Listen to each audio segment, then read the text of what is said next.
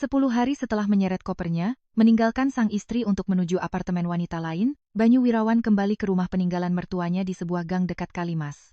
Tempat yang pernah ia pikir bisa ia masuki kapan saja, kini tak lagi bisa dibuka dengan kunci lamanya. Di halaman rumah, sebuah papan nama baru telah terpasang. Anjani, istri yang dulu setiap malam menghangatkan sayur asem untuknya, diam-diam telah melakukan sesuatu yang membuat seluruh keluarga suaminya terhenyak. Hari ini, Gema Nusantara Audio akan menceritakan sebuah kisah tentang harga dari sebuah pengabaian dalam pernikahan. 10 hari kemudian, di malam yang sama saat Banyu menyeret kopernya pergi, ia berdiri di depan rumah di gang dekat Kalimas itu, tangannya masih menggenggam rangkaian kunci yang lama. Hujan baru saja reda, genangan air masih tersisa di atas ubin tegel kuno di halaman, berkilauan di bawah cahaya lampu kuning. Pagar besi berwarna hijau lumut yang dulu kusam kini telah dibersihkan, dan di atasnya tergantung sebuah papan kayu yang masih baru. Koperasi Melati Putih, kursus menjahit dan akuntansi dasar untuk perempuan kurang mampu. Banyu tertegun selama beberapa detik, mengira dirinya salah lihat. Ia melangkah maju dan mencoba memasukkan kuncinya ke lubang, tetapi gemboknya sudah diganti. Di halaman, 2 orang perempuan sedang mengangkat sebuah mesin jahit tua ke teras. Salah satunya, seorang ibu yang mengenakan kebaya sederhana dan kain jarik, rambutnya disanggul seadanya, berhenti dengan ragu-ragu saat melihat Banyu. Banyu mengerutkan kening. "Loh, siapa yang mengizinkan kalian masuk ke rumah saya?" Perempuan itu menatap Banyu, lalu melirik papan nama baru yang tergantung di pagar. Suaranya terdengar pelan, "Maaf Pak. Sebaiknya Bapak bertanya pada Bu Anjani, rumah ini sudah tidak lagi atas nama keluarga Bapak." Wajah Banyu memucat. Rangkaian kunci di tangannya beradu, menimbulkan bunyi yang kering dan parau. Gang kecil dekat Kalimas itu tetap sepi seperti biasanya, hanya ada beberapa suara motor yang lewat dan sayup-sayup terdengar teriakan penjual sayur di ujung gang. Namun di telinga Banyu, semua suara itu seolah menjauh. 10 hari yang lalu, di rumah yang sama, Anjani Dewi masih berdiri di dapur, menghangatkan kembali panci sayur asem untuk ketiga kalinya.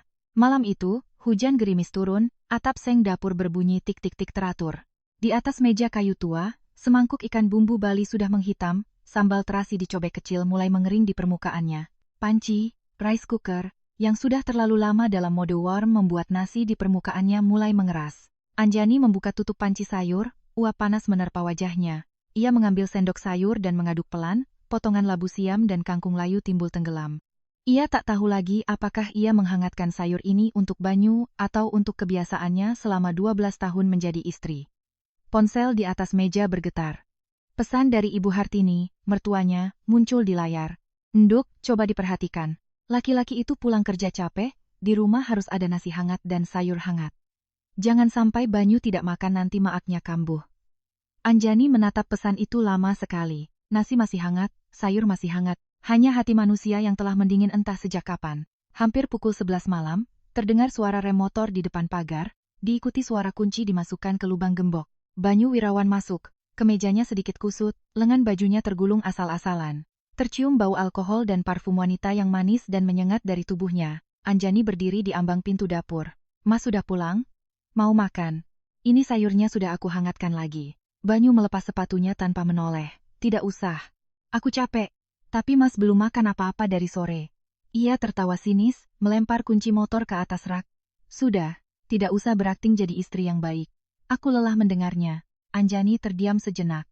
Di teras, air hujan dari talang jatuh ke dalam ember aluminium, menimbulkan bunyi, plak-plak, satu persatu. Ia mencoba menjaga suaranya tetap normal.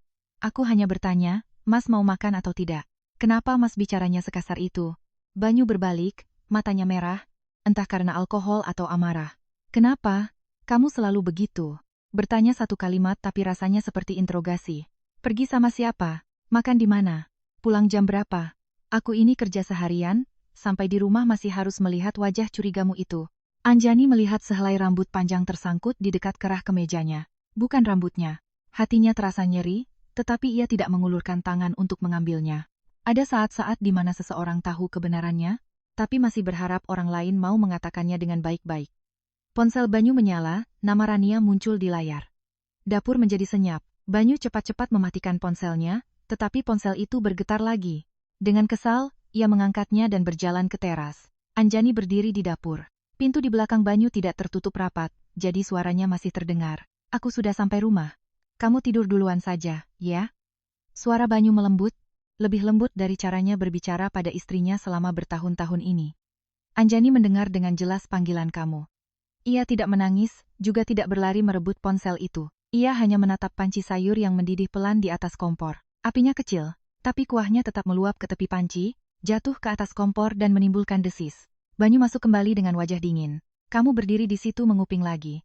Rumah ini terlalu sunyi, Mas. Aku tidak perlu menguping. Banyu mengerutkan kening. Dia itu stafku, ada urusan kantor. Anjani bertanya pelan, urusan kantor jam 11 malam sampai Mas menyuruhnya tidur duluan? Banyu menarik kursi dengan kasar, kakinya menggesek lantai tegel, menimbulkan suara yang memekakkan telinga. Cukup Anjani, kamu semakin hari semakin membuatku sesak napas. Anjani menatapnya, matanya memerah tapi suaranya tetap rendah. Aku hanya ingin Mas jujur sekali saja. Banyu tertawa getir, jujurnya adalah aku lelah. Lelah dengan rumah ini, lelah dengan caramu yang selalu berdiri di situ seolah-olah kamulah yang paling menderita. Kalimat itu membuat Anjani tertegun. Ia memandang sekeliling dapur. Dapur ini ia bersihkan setiap pagi, meja kayu itu dibuat oleh ayahnya saat ia masih kecil. Ubin tegel di halaman dibersihkan ibunya sampai mengkilap. Tapi di mulut Banyu, semua itu menjadi tempat yang membuatnya lelah. Ia berkata pelan, kalau Mas lelah, kita bicara. Jangan bawa orang lain masuk ke dalam rumah ini. Banyu melangkah lebih dekat, suaranya memberat. Rumah ini bisa berdiri tegak karena aku yang bekerja keras. Jangan mentang-mentang rumah ini atas nama orang tuamu, kamu bisa bicara seenaknya. Anjani terdiam. Hanya satu kalimat, tapi rasanya seperti ada tangan dingin yang meremas dadanya. Ia tidak berdebat, ia juga tidak takut pada Banyu. Tapi ia sakit hati karena pria yang pernah ia cintai, yang pernah makan nasi lauk ikan asin bersamanya saat mereka belum punya apa-apa, kini menganggap rumah peninggalan orang tuanya sebagai sesuatu yang berhak ia kuasai. Ponselnya bergetar. Ibu Hartini menelepon. Anjani mengangkatnya, suaranya tetap sopan. Iya, Bu. Ada apa? Di seberang sana, Ibu Hartini langsung bicara tanpa basa-basi. Kamu apakan lagi si Banyu sampai tidak mau makan? Ibu sudah bilang, jadi perempuan itu harus lembut sedikit. Suamimu itu kerja keras, jangan suka mendebat terus. Anjani melirik Banyu. Ia berdiri di sana dengan wajah tanpa penyesalan. Anjani menjawab pelan, iya Bu. Anjani mengerti. Kalau mengerti ya siapkan makan minumnya. Jangan sampai masalah kecil jadi besar. Panggilan berakhir. Anjani meletakkan ponselnya di meja. Banyu tersenyum miring, seolah mendapat dukungan. Lalu ia berjalan ke lantai atas. Terdengar suara lemari dibuka, gantungan baju beradu, dan roda koper yang diseret di lantai kayu, bergema dari atas tangga. Anjani berdiri di kaki tangga, kedua tangannya terkulai lemas. Sesaat kemudian Banyu turun, satu tangan menyeret koper, satu tangan lagi memegang tas laptop. Sebelum keluar, ia berhenti, membenarkan lengan kemejanya, merapikan lipatan di bajunya, berusaha menjaga citra seorang pria sukses. Anjani bertanya sangat pelan. Mas benar-benar pergi? Banyu tidak menatapnya. Aku pindah ke tempat lain dulu beberapa hari biar tenang. Kamu di sini saja, peluk saja rumahmu itu. Kalimat terakhir itu jatuh ke lantai tegel, lebih dingin dari hujan di luar. Pagar terbuka, lalu tertutup kembali. Suara motor dinyalakan dan perlahan menjauh di dalam gang. Di balik pagar, Bule Klastri, tetangganya, mengintip dari celah pintu. Ia sudah memegang sapu lidi, mungkin mengira ada keributan. Tetapi melihat Anjani hanya berdiri diam di tengah ruang tamu, ia urung masuk. Ada luka yang bahkan orang luar pun takut untuk mendekat, khawatir sentuhannya akan membuatnya pecah berkeping-keping. Di dalam rumah, hanya tersisa suara hujan. Anjani kembali ke dapur. Panci sayur masih di sana, ikan bumbu Bali masih di sana. Ia mengambil lap tua yang biasa dipakai ibunya, dan dalam diam membersihkan noda kuah yang tumpah di meja. Sekali usap belum bersih, ia mengusapnya lagi. Meja ini dibuat sendiri oleh ayahnya. Di hari pernikahannya, ibunya meletakkan tangan di atas meja itu dan berpesan, Nuk, kalau nanti ada masalah, duduklah di sini, makanlah bersama. Jangan tinggalkan rumah di malam hari, hati bisa ikut dingin. Meja itu masih di sana, makanan itu masih di sana. Pria yang berjanji akan selalu pulang untuk makan malam bersamanya, baru saja menyeret koper keluar dari pagar. Malam itu, suara roda koper yang bergesekan dengan lantai tidaklah keras. Tapi bagi Anjani, rasanya seluruh rumah peninggalan ayah dan ibunya baru saja retak, sebuah retakan panjang dari dapur hingga ke pagar depan. Ketika suara motor Banyu benar-benar hilang di ujung gang, rumah di dekat Kalimas itu kembali senyap. Anjani berdiri di dekat pagar yang baru saja tertutup. Gerimis menempel di jeruji besi, dingin dan tipis. Di seberang, lampu di rumah Bule Klastri masih menyala.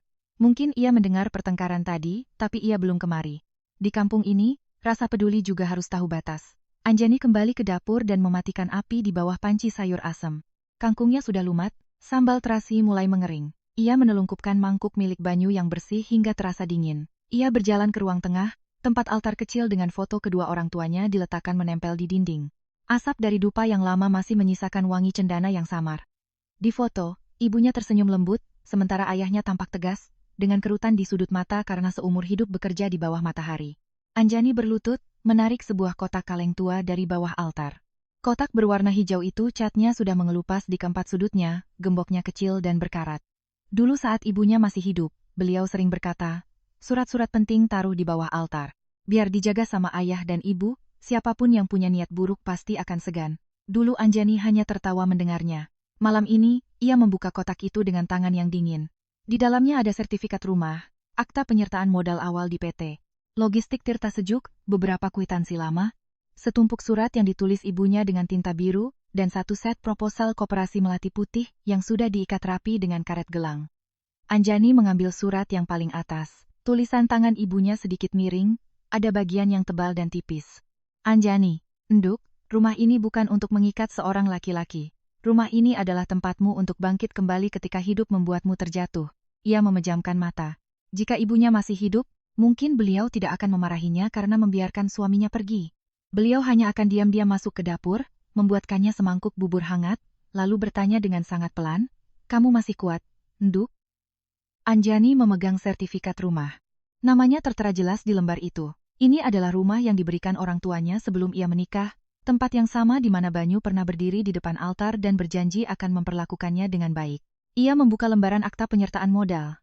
Saat PT Tirta Sejuk pertama kali berdiri, orang tuanya menjual sebidang tanah kecil di dekat Mojokerto untuk membantu Banyu membeli truk pendingin pertamanya. Banyu saat itu masih kurus dan hitam karena sering ikut di perjalanan, malam hari pulang makan dengan lahap sambil tertawa dan berkata kelak ia akan membuat Anjani tidak perlu pusing memikirkan uang belanja. Mengingat itu, dadanya terasa sesak. Ia tidak membenci pria di masa lalu itu. Ia hanya tidak tahu, pria itu telah hilang entah sejak kapan. Ketika ia membuka map proposal pinjaman untuk perluasan gudang pendingin, Anjani tertegun. Di dalamnya ada fotokopian sertifikat rumah yang dijepit bersama beberapa draft proposal. Di sudut kertas, ada tulisan tangan Banyu yang sangat ia kenal. Untuk digunakan sebagai agunan jika diperlukan, matanya terasa perih. Beberapa bulan lalu, Banyu pernah meminjam sertifikat rumah dengan alasan untuk mencocokkan data internal perusahaan. Saat itu ia percaya. Ternyata, kepercayaannya telah difotokopi, diberi catatan, dan disiapkan untuk sebuah skenario di mana ia tidak pernah dilibatkan. Anjani menelepon Mas Danu, sepupunya dari pihak ibu yang juga membantunya menyiapkan proposal koperasi. Di seberang sana, suara Mas Danu masih terdengar mengantuk, tapi langsung waspada. "Anjani, tumben telepon jam segini, pasti ada apa-apa." "Mas, Banyu pergi." Mas Danu terdiam beberapa detik. "Kamu sendirian di rumah?" "Iya." "Sudah kunci pagar?" "Sudah." "Surat-surat?" "Sudah aku pegang." Suara Mas Danu melambat, tegas dan rendah. "Dengar. Nduk, kumpulkan semua surat asli. Sertifikat rumah, akta modal, proposal koperasi, termasuk fotokopian yang ada catatannya itu. Jangan tanda tangani apapun lagi dari Banyu, jangan berdebat lewat telepon. Besok pagi Mas ke Surabaya." Anjani menatap proposal koperasi melati putih. Selama beberapa bulan ini ia sudah menyiapkannya hampir selesai, sesuai pesan ibunya. Rumah ini akan menjadi tempat kursus menjahit dan akuntansi dasar bagi perempuan kurang mampu. Hanya tinggal tanda tangan terakhir dan tanggal serah terima. Ia sempat ragu karena memikirkan Banyu, memikirkan 12 tahun pernikahan mereka. Tapi malam ini, Banyu sendiri yang telah menyeret kopernya pergi lebih dulu. Dari luar teras terdengar suara sandal jepit, lalu suara bule Lastri yang cemas bercampur kesal. "Nuk Anjani, buka pintunya. Ada maling ya?" Bulek bawa sapu, nih. Anjani buru-buru menyeka sudut matanya dan membuka pintu. Bulek Lastri berdiri di sana, sanggulnya miring, tangannya memegang sapu lidi. Melihat di dalam rumah tidak ada pencuri, hanya ada Anjani yang memeluk setumpuk kertas, Bulek Lastri terdiam. "Loh, jadi malingnya jenis lain ya?" Anjani tertawa, sangat pelan. Tawa yang tercekat di tenggorokan.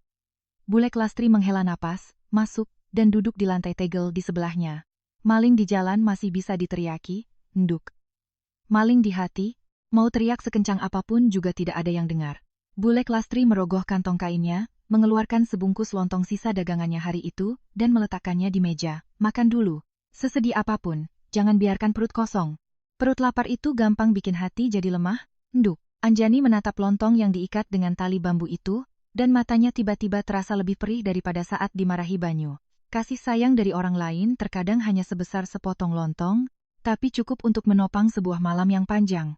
Ia memotong seiris kecil, mengunyahnya pelan. Terasa tercekat, tapi ia tetap menelannya. Bule Lastri tidak bertanya lebih jauh, ia hanya menarik lap meja, membantu Anjani merapikan tumpukan kertas agar lurus. Sesekali ia melirik ke arah altar dan berbisik, ayah ibumu pasti juga sedang melihat. Lakukan apa yang benar, jangan takut omongan orang. Menjelang pagi, hujan reda. Dari arah sungai terdengar suara perahu motor lewat, bunyinya jauh, berat, dan teratur.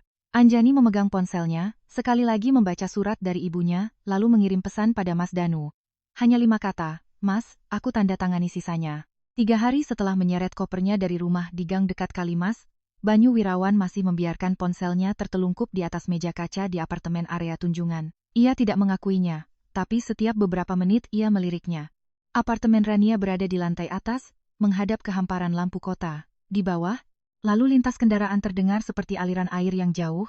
Semua di sini berbeda dari dapur tua Anjani. Tidak ada aroma ikan bumbu Bali, tidak ada suara hujan di atap seng, tidak ada meja kayu buatan ayah mertuanya. Di sini ada tirai putih, gelas kaca tipis, aroma minyak esensial serai, dan suara Rania yang selalu manis. Pagi pertama, Rania membuatkannya kopi, meletakkannya di samping sepiring roti panggang dan telur. Minum, Mas. Bersamaku, Mas kelihatannya lebih rileks. Banyu tersenyum. Kalimat itu membuatnya nyaman. Sudah lama ia tidak mendengar pujian dengan nada yang lembut dan penuh kekaguman seperti itu. Rania bahkan mengambil kemejanya untuk disetrika. Setrikaannya tidak serapi Anjani, masih ada sedikit kerutan, tapi Banyu tidak peduli. Ia hanya merasa wanita ini tahu cara membuatnya merasa penting. Siang harinya, Ibu Hartini mengirim pesan. Le, sudah makan belum? Ibu telepon Anjani tidak diangkat. Kalian jangan besar-besarkan masalah. Banyu membaca pesan itu dan tersenyum miring. Ia pikir Anjani sedang merajuk, tapi nanti juga akan menelepon. Seseorang yang rela menunggunya sampai jam 11 malam untuk menghangatkan sayur, tidak mungkin diam selamanya. Tapi ponselnya tidak berdering. Hari kedua pun begitu. Hari ketiga, Rania menarik kursi dan duduk di sebelahnya, jarinya menjelajahi gambar-gambar mobil di ponsel. Mas, aku pikir kalau nanti aku harus ikut bertemu klien dengan Mas, kita perlu mobil yang lebih pantas. Banyu mengerutkan kening. Mobilnya masih bagus. Aku tahu, tapi Mas kan Direktur Tirta Sejuk. Aku yang mendampingi Mas juga harus menjaga citra Mas, kan? Kalimat itu diucapkan dengan sangat lihai. Bukan karena ia yang mau, tapi karena ia peduli pada citra Banyu. Banyu merasa itu masuk akal. Sore itu, mereka pergi ke sebuah showroom, mobil di pusat kota. Rania mengenakan gaun berwarna krem, rambutnya ditata bergelombang, berjalan di samping Banyu seolah sudah menjadi istrinya. Ia tersenyum pada Wiraniaga, Mas Banyu ini cepat mengambil keputusan. Kok? Asal mobilnya cocok, kita langsung DP. Wiraniaga muda itu tersenyum ramah dan menyuguhkan minuman. Banyu duduk di sofa kulit, membenarkan lengan kemejanya, berusaha menjaga ketenangan seorang yang terbiasa dengan transaksi besar. Rania memilih sebuah model mobil, matanya berbinar. Yang ini cocok buat Mas. Elegan tapi tidak norak. Banyu mengangguk. Ia mengeluarkan kartu kredit tambahan dari dompetnya. Kartu itu dibuatkan Anjani beberapa tahun lalu, katanya agar Banyu mudah menjamu klien tanpa harus selalu menarik uang perusahaan. Dulu ia menganggapnya biasa saja, bahkan sebuah keharusan. Wiraniaga memasukkan kartu ke mesin EDC. Terdengar bunyi, bip, transaksi gagal. Wiraniaga itu sedikit canggung. Mungkin ada gangguan sinyal, Pak. Saya coba lagi. Ya. Kali kedua, layar masih menunjukkan tulisan penolakan. Senyum di wajah Rania menipis. Ia mencondongkan tubuhnya untuk melihat, lalu berdiri dan pura-pura menerima telepon. Halo, iya? Ia berjalan ke arah pintu kaca, tapi matanya masih mengawasi Banyu. Sialan. Mungkin Bang salah blokir. Coba transfer saja, gumam Banyu. Ia membuka aplikasi, mobile banking, memasukkan nominal uang muka dari rekening bersama. Layar menampilkan notifikasi. Limit transaksi besar ditangguhkan. Menunggu konfirmasi pemilik rekening bersama. Suasana menjadi aneh. Wiraniaga itu tersenyum sangat tipis. Senyum orang yang ingin bersikap sopan tapi bingung harus melihat kemana. Banyu berdeham. Bang sekarang ini kerjanya tidak beres. Rania kembali, suaranya masih manis tapi sudah ada durinya. Loh, uang di rumah kok bisa dipegang juga sama Mbak Anjani, Mas? Pertanyaan itu tidak keras, tapi cukup membuat harga diri Banyu tertusuk. Ia menelepon seseorang, lalu berdiri. Hari ini saya ada rapat. Lain kali saja. Sampai di parkiran, Rania tidak lagi menggandeng lengannya. Ia berjalan selangkah di depan, sepatu hak tingginya berketuk di lantai beton, terdengar kering. Banyu membukakan pintu mobil untuknya, tapi Rania masuk tanpa menoleh. Dalam perjalanan pulang, ia mengirim pesan ke Anjani. "Kamu blokir uang, untuk apa?" Pesan itu menunjukkan status terkirim, lalu terbaca. Tidak ada balasan. Di rumah dekat Kalimas, Anjani duduk di depan meja makan, ponselnya tertelungkup di sampingnya. Ia sudah membaca pesan Banyu, tapi tidak menyentuhnya lagi.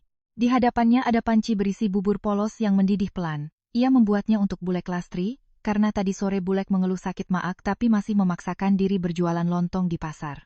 Beras pecah menjadi lembut di dalam panci, uapnya hangat. Anjani menambahkan sedikit garam dan irisan daun bawang. Ia begitu sedih hingga tak bisa menelan nasi, tapi ia masih ingat orang yang menemaninya di malam yang panjang. Bulek Lastri berdiri di depan pintu, melihat lampunya masih menyala, ia memanggil, "Nuk Anjani, belum tidur?" "Belum, Bulek, masuk saja." Bulek Lastri masuk, tangannya membawa keranjang kecil berisi beberapa buah pisang kepok matang. Bulek mau kasih pisang. "Loh, kamu beneran masak bubur?" "Untuk Bulek. Besok pagi dihangatkan lagi biar enak." "Bulek kan sakit maag."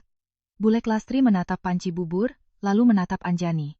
Ia tidak bertanya lagi soal Banyu, hanya menarik kursi dan duduk. "Kamu itu, lagi sedih masih sempat memikirkan orang lain makan apa.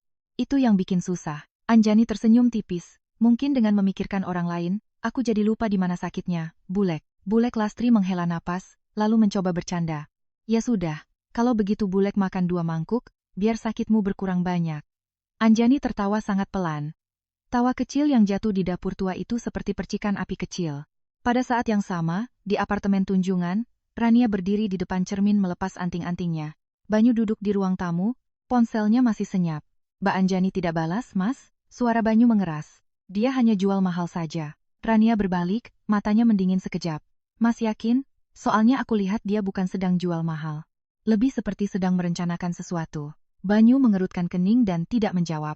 Ia masih percaya Anjani diam karena sedang menangis. Tapi ia tidak tahu, ada perempuan yang ketika sudah berhenti menangis, mereka akan mulai mengingat setiap rupiah yang telah mereka tanamkan dalam sebuah pernikahan. Pagi di hari keempat setelah Banyu pergi, langit Surabaya cerah setelah beberapa hari mendung. Anjani bangun pagi, menyeduh teh, dan meletakkan 2 cangkir kecil di altar untuk kedua orang tuanya. Rumah itu terasa lebih sunyi dari biasanya. Tak ada lagi suara Banyu menelepon di teras, tak ada lagi suara ia membuka lemari mencari kemeja. Tapi kesunyian itu tidak membuatnya lega, rasanya seperti sebuah lubang yang baru saja dibuat, kemanapun ia memandang, terasa ada yang kurang. Lebih dari jam 8, Mas Danu tiba, ia mengenakan kemeja sederhana, membawa tas kulit tua. Begitu masuk, ia tidak banyak bertanya, hanya menatap tumpukan berkas yang sudah disiapkan Anjani di meja. "Kamu bisa tidur?" Anjani menggeleng. "Tidak bisa, tapi aku sadar." Mas Danu mengangguk. "Sadar itu sudah cukup. Mulai hari ini, jangan lagi berdebat mulut dengan Banyu. Urusan yang bisa diselesaikan dengan surat, biar surat yang bicara. Urusan yang perlu diam, diam saja." Anjani menatap proposal koperasi Melati Putih yang terletak di samping surat ibunya. Ia telah menyiapkannya berbulan-bulan lalu, tapi selalu ragu untuk menandatanganinya. Bukan karena sayang pada rumah itu, tapi karena di dalam hatinya ia masih berpikir, mungkin Banyu masih ingat bahwa disinilah mereka berdua pernah memulai. Sekarang, ia tidak punya ruang lagi untuk membohongi dirinya sendiri. Kantor notaris terletak di jalan yang dinaungi pohon-pohon trembesi tua. Pagi itu ramai orang keluar masuk, membawa map, ada yang mengurus jual beli tanah, surat kuasa, atau balik nama kendaraan. Anjani duduk di antara suara panggilan nomor antrian, terdengar sangat biasa, sangat duniawi. Hanya hatinya yang tidak biasa. Mas Danu membuka berkas, memeriksa setiap lembar. Sertifikat rumah, akta penyerahan hak guna bangunan ke Koperasi Melati Putih, berita acara yang mempertahankan altar untuk orang tua Anjani di ruang tengah.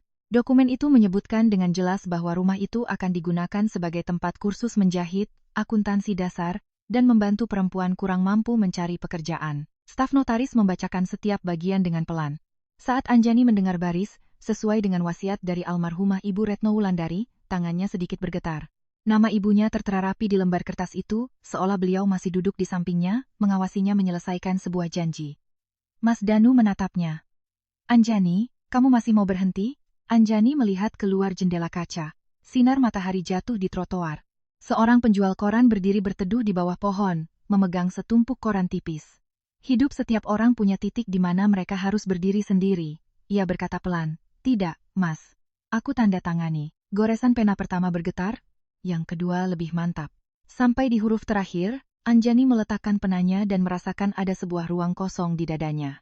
Rumah itu tidak hilang, ia hanya berhenti menjadi tempat untuk menunggu seorang pria yang pulang larut dan beralih menjadi tempat bernaung bagi perempuan-perempuan lain. Selesai dari kantor notaris, Mas Danu mengantarnya ke kantor PT Logistik Tirta Sejuk untuk mengambil salinan tambahan akta penyertaan modal. Begitu tiba, Anjani melihat beberapa karyawan berdiri canggung di koridor. Ibu Hartini sedang berada di ruang tamu, wajahnya merah karena marah. Melihat Anjani, ia langsung berdiri. Anjani, apa-apaan kamu ini? Banyu bilang kamu blokir uang sampai dia malu di depan orang. Suami istri bertengkar itu selesaikan di dalam rumah. Siapa yang mengajari kamu mempermalukan suami dengan uang? Beberapa karyawan menunduk, pura-pura melihat berkas, tapi telinga mereka tidak mungkin tidak mendengar. Anjani masuk, suaranya tetap sopan. Ibu duduk dulu, minum dulu. Ibu tidak mau minum. Ibu tanya, perempuan pintar itu menjaga suami, bukan menjaga gengsi. Kamu bikin masalah jadi besar begini, nanti apa kata keluarga besar? Anjani berdiri diam. Kalimat apa kata orang itu terasa sangat akrab. Kalimat itu telah menemaninya selama 12 tahun, dari saat Banyu pulang larut malam hingga saat ada desas-desus ia pergi dengan wanita lain. Ia berkata pelan, Bu, Anjani sudah menjaga selama 12 tahun. Menjaga sampai Anjani tidak tahu lagi mana yang sakit. Ibu Hartini tertegun. Tangannya merapikan lipatan kebayanya, tapi mulutnya masih berusaha keras. Dia itu laki-laki, di luar mungkin ada khilafnya. Kamu sebagai istri harus bisa lembut. Anjani menatapnya, tidak menyalahkan. Mertuanya juga seorang perempuan, tapi terbiasa membela putranya. Anjani sudah terlalu banyak, lembut, Bu. Sekarang waktunya Anjani berdiri tegak. Suasana di ruangan itu menjadi kaku. Mas Danu tidak ikut campur. Ia hanya meletakkan map di atas meja, cukup untuk membuat Ibu Hartini paham bahwa ini bukan lagi sekadar masalah memarahi menantu. Saat itu juga, ponsel Anjani berdering. Pak Karyo, manajer gudang yang sudah lama bekerja. Bu Anjani, bisa dengar saya sebentar? Suaranya pelan tapi mendesak. Iya, Pak Karyo. Ada apa? Beberapa hari ini Mbak Rania sering bertanya-tanya soal arsip gudang pendingin, katanya untuk kebutuhan promosi. Saya curiga. Jadi mulai hari ini, kamera pengawas akan saya pantau lebih ketat. Anjani melirik Ibu Hartini, lalu berjalan ke koridor. Tolong awasi kamera dan buku tamu, Pak. Kalau ada yang aneh, simpan rekamannya. Jangan bilang siapa-siapa dulu. Pak Karyo merendahkan suaranya. Ada satu hal lagi, Bu. Beberapa hari ini pihak PT Makmur Jaya milik Pak Santoso sering bertanya-tanya soal proyek rantai dingin ke Banyuwangi. Saya tidak enak hati, Bu. Anjani menggenggam ponselnya erat. Jangan buat keributan. Bahkan ke Mas Banyu juga jangan bilang dulu. Di seberang sana hening sejenak. Saya mengerti, Bu. Ibu tenang saja. Gudang ini, waktu Bapak almarhum masih ada, sudah dipercayakan ke saya. Saya tidak akan biarkan orang lain mengacak-acaknya.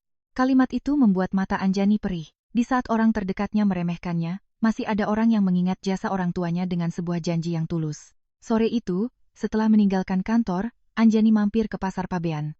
Pasar masih basah sehabis hujan, aroma rempah-rempah, ikan segar, dan sayuran bercampur jadi satu. Ia berhenti di kios bunga langganannya, membeli seikat kecil bunga sedap malam. Penjualnya mengenalinya. Loh, Nduk, kok tumben belinya sedikit? Biasanya beli banyak untuk di altar. Anjani menatap bunga di tangannya, menjawab pelan, hari ini saya baru menandatangani urusan besar, Bu. Beli secukupnya saja, biar ibu saya tahu. Penjual bunga itu tidak bertanya lagi, hanya memilih satu tangkai lagi yang masih segar, dan menyelipkannya ke dalam ikatan. Ibu tambahi satu, biar altarnya lebih terang. Anjani memeluk ikatan bunga itu dalam perjalanan pulang. Di tepi sungai, air mengalir tenang. Di dalam tasnya, salinan akta notaris terlipat rapi. Di ponselnya, pesan dari Pak Karyo masih membuatnya was-was. Selembar kertas dari notaris menutup sebuah bab dengan sangat pelan, tapi di gudang pendingin Tirta Sejuk, sebuah bayangan lain telah mulai mencari sesuatu yang bukan miliknya. Hari ke-10 setelah meninggalkan rumah di gang dekat Kalimas, Banyu Wirawan tak tahan lagi dengan kebisuan Anjani. 10 hari itu, ia menunggu telepon, pesan penuh amarah, sebuah pertanyaan, atau bahkan sebuah permohonan. Tapi ponselnya hanya menerima pesan dari Ibu Hartini, beberapa telepon pekerjaan, dan kalimat-kalimat manis dari Rania. Anjani diam seperti dapur yang apinya telah padam. Pagi itu, di apartemen Tunjungan, Rania meletakkan cangkir kopi ke meja lebih keras dari biasanya.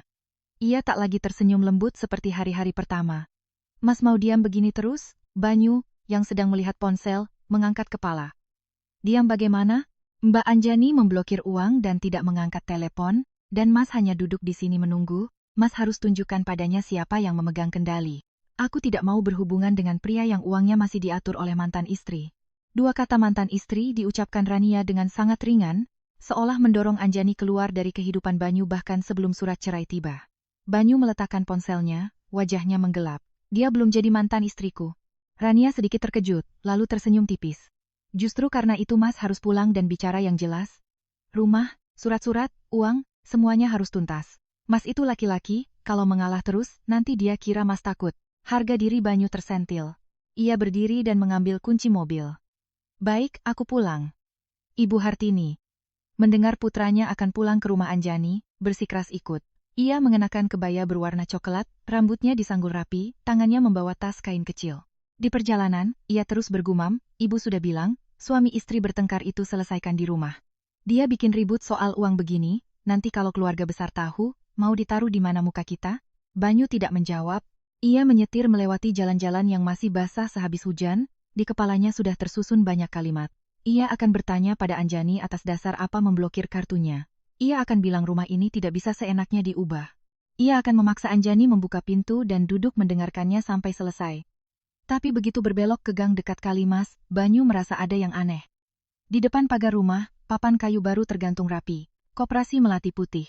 Kursus menjahit dan akuntansi dasar untuk perempuan kurang mampu. Halaman rumah dipenuhi beberapa mesin jahit tua yang diletakkan di teras. Beberapa perempuan sedang menyapu halaman, mengelap meja, dan mengangkat sebuah rak kayu ke dalam.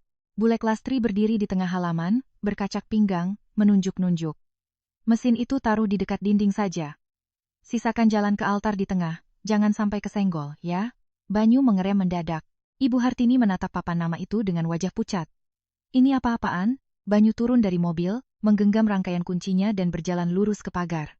Ia memasukkan kunci ke lubang gembok, memutarnya dengan paksa. Kunci itu tidak cocok. Ia mencobanya lagi. Gemboknya sudah diganti. Banyu menggedor pagar. Anjani, buka pintunya. Beberapa perempuan di halaman terkejut dan menoleh. Seorang ibu yang lebih tua yang sedang memegang sapu mundur ke teras, menatap Banyu dengan cemas. Bule Lastri melangkah ke depan. Mas Banyu, gedornya pelan-pelan saja. Di dalam sini isinya perempuan semua, nanti kaget. Banyu menunjuk papan nama. Bule Lastri, ini apa maksudnya? Siapa yang mengizinkan papan itu dipasang di rumah saya? Bule Lastri menatapnya dengan tajam tapi suaranya tetap terkendali. Rumah ini peninggalan orang tua untuk anak perempuannya. Mas pergi 10 hari, bukan berarti rumah ini punya kaki untuk lari mengikuti Mas. Ibu Hartini mendekat, suaranya bergetar karena marah dan malu. Bu Lastri, bicara begitu apa pantas? Ini rumah suami istri. Bule Lastri menghela napas. Bu Hartini, yang namanya suami istri itu harus ada suami dan ada istri. Suaminya menyeret koper pergi, sekarang kembali mau mengakui rumah, kok ya kasihan sekali pagarnya. Banyu memerah. Bulek jangan ikut campur urusan rumah tangga saya. Saat itu, seorang perempuan yang mengenakan kemeja biru muda keluar. Ia adalah penanggung jawab dari Koperasi Melati Putih, tangannya memegang sebuah map. Maaf, Bapak ini Pak Banyu, ya? Bu Anjani sudah berpesan, jika Bapak datang, silakan hubungi Pak Danu. Rumah ini secara sah telah diserah terimakan kepada Koperasi Melati Putih. Area altar keluarga tetap dipertahankan sesuai kesepakatan. Banyu tertawa, tapi tawanya kering. Diserah terimakan? Siapa yang mengizinkan? Penanggung jawab itu menunjukkan salinan akta serah terima yang sudah dilegalisir notaris. Banyu menatap stempel merah itu dan tenggorokannya tercekat. Ia tidak membaca semuanya, hanya melihat nama Anjani Dewi tertera jelas di bagian pihak yang menyerahkan. Ia mengeluarkan ponsel dan menelepon Anjani, 1 kali, 2 kali, 3 kali. Tidak diangkat. Ibu Hartini beralih ke perempuan itu, suaranya sudah lebih pelan. Menantu saya di mana? Dia sembunyi, ya? Bule Lastri mendengarnya dan wajahnya mengeras. Dia tidak sembunyi, Bu Hartini. Dia hanya sudah tidak lagi berdiri menunggu orang pulang. Tepat saat itu, sebuah motor berhenti di ujung gang. Mas Danu turun, tangannya membawa map. Ia tidak terburu-buru, juga tidak bersuara keras. Ia menyapa Ibu Hartini lebih dulu. Permisi, Bu. Lalu ia beralih ke Banyu dan menyerahkan 2 amplop. Mas Banyu, ini surat pemberitahuan bahwa Mbak Anjani telah mengajukan gugatan cerai. Dan yang ini, dokumen terkait pembekuan rekening bersama, dan permohonan salinan rekening koran. Ada beberapa pengeluaran yang perlu diklarifikasi. Banyu menatap kedua amplop itu seperti melihat 2 tamparan tanpa suara. Anjani yang menyuruhmu melakukan ini, Mas Danu tetap tenang. Mbak Anjani tidak bermain-main, Mas. Dia melakukan semua sesuai prosedur. Ibu Hartini mengambil salah satu amplop, tangannya gemetar. Apa dia setega itu? Rumah peninggalan juga diberikan ke orang lain? Mas Danu menatapnya, suaranya pelan dan sopan. Maaf, Bu. Proposal ini sudah disiapkan Mbak Anjani jauh sebelum Mas Banyu pindah. Dia hanya menunggu sampai tidak ada lagi alasan untuk menunda. Kalimat itu membuat Banyu dan Ibu Hartini terdiam. Di halaman, sebuah mesin jahit dinyalakan untuk dicoba. Suara mesin yang berderit terdengar di rumah tua itu. Suara yang biasa saja, tapi bagi Banyu terasa aneh dan memekakkan telinga. Rumah yang pernah ia anggap miliknya kini memiliki ritme kehidupan yang baru, yang tidak memerlukan dirinya untuk membuka pintu. Perempuan tua yang memegang sapu tadi berbisik pada bule Lastri, rumah ini rasanya hangat, ya? Entah sesakit apa hati pemilik lamanya sampai mau berbagi tempat hangatnya ini untuk kita. Ibu Hartini mendengarnya. Ia memalingkan wajah, tangannya merapikan lipatan kebayanya, tapi entah kenapa tetap terasa kusut. Banyu berdiri di luar pagar. Rangkaian kunci lamanya tergenggam erat. Untuk pertama kalinya ia mengerti. Ada sesuatu yang ia pegang dengan sangat erat, tapi tetap tidak bisa membuka apa-apa. Berdiri di luar pagar, Banyu mendengar suara mesin jahit dari dalam rumah tua itu, suara jarum naik turun dengan teratur seolah sedang menjahit kembali kehidupan orang lain. Sementara hidupnya, baru saja terlepas dari seutas benang panjang, dan ia tak tahu harus mulai menambalnya dari mana. Meninggalkan pagar rumah di gang dekat Kalimas, Banyu Wirawan tidak langsung kembali ke apartemen Tunjungan. Ia langsung menuju kantor PT Logistik Tirta Sejuk. Di kepalanya saat itu hanya ada satu pikiran. Rumah mungkin sudah lepas, tapi perusahaan ini masih menjadi tempat di mana ia duduk sebagai direktur. Di sana, semua orang masih memanggilnya Pak Banyu. Di sana, ia masih punya kuasa. Mobilnya baru saja berhenti di halaman kantor saat suara alarm truk yang mundur dari gudang berbunyi, bip, bip, bip. Beberapa kuli angkut sedang menurunkan kotak styrofoam dari truk. Melihatnya, mereka menyapa pelan, tapi tatapan mereka tak lagi sewajar dulu. Berita tentang papan nama baru di rumahnya mungkin sudah menyebar lebih cepat dari angin. Banyu masuk ke ruang rapat kecil di ujung lorong. Ruangan itu begitu akrab hingga ia bisa membayangkan letak noda lembab di dinding dengan mata tertutup. Di atas meja masih ada teko es teh, beberapa gelas kaca yang ditelungkupkan, dan kipas angin yang berputar berderit di sudut ruangan. Tapi hari ini, di ruangan itu bukan hanya ada karyawan. Anjani duduk di ujung meja sebelah kiri. Di sampingnya ada Mas Danu, Pak Karyo, Bu Mai sang akuntan junior, dan Pak Bejo, salah satu investor awal yang dulu menanam modal bersama ayah Anjani saat Tirta Sejuk baru berdiri. Banyu tertegun, ada rapat apa ini? Tak ada yang langsung menjawab. Anjani mengangkat kepala, matanya terlihat lelah tapi suaranya sangat jelas. Duduk dulu, Mas.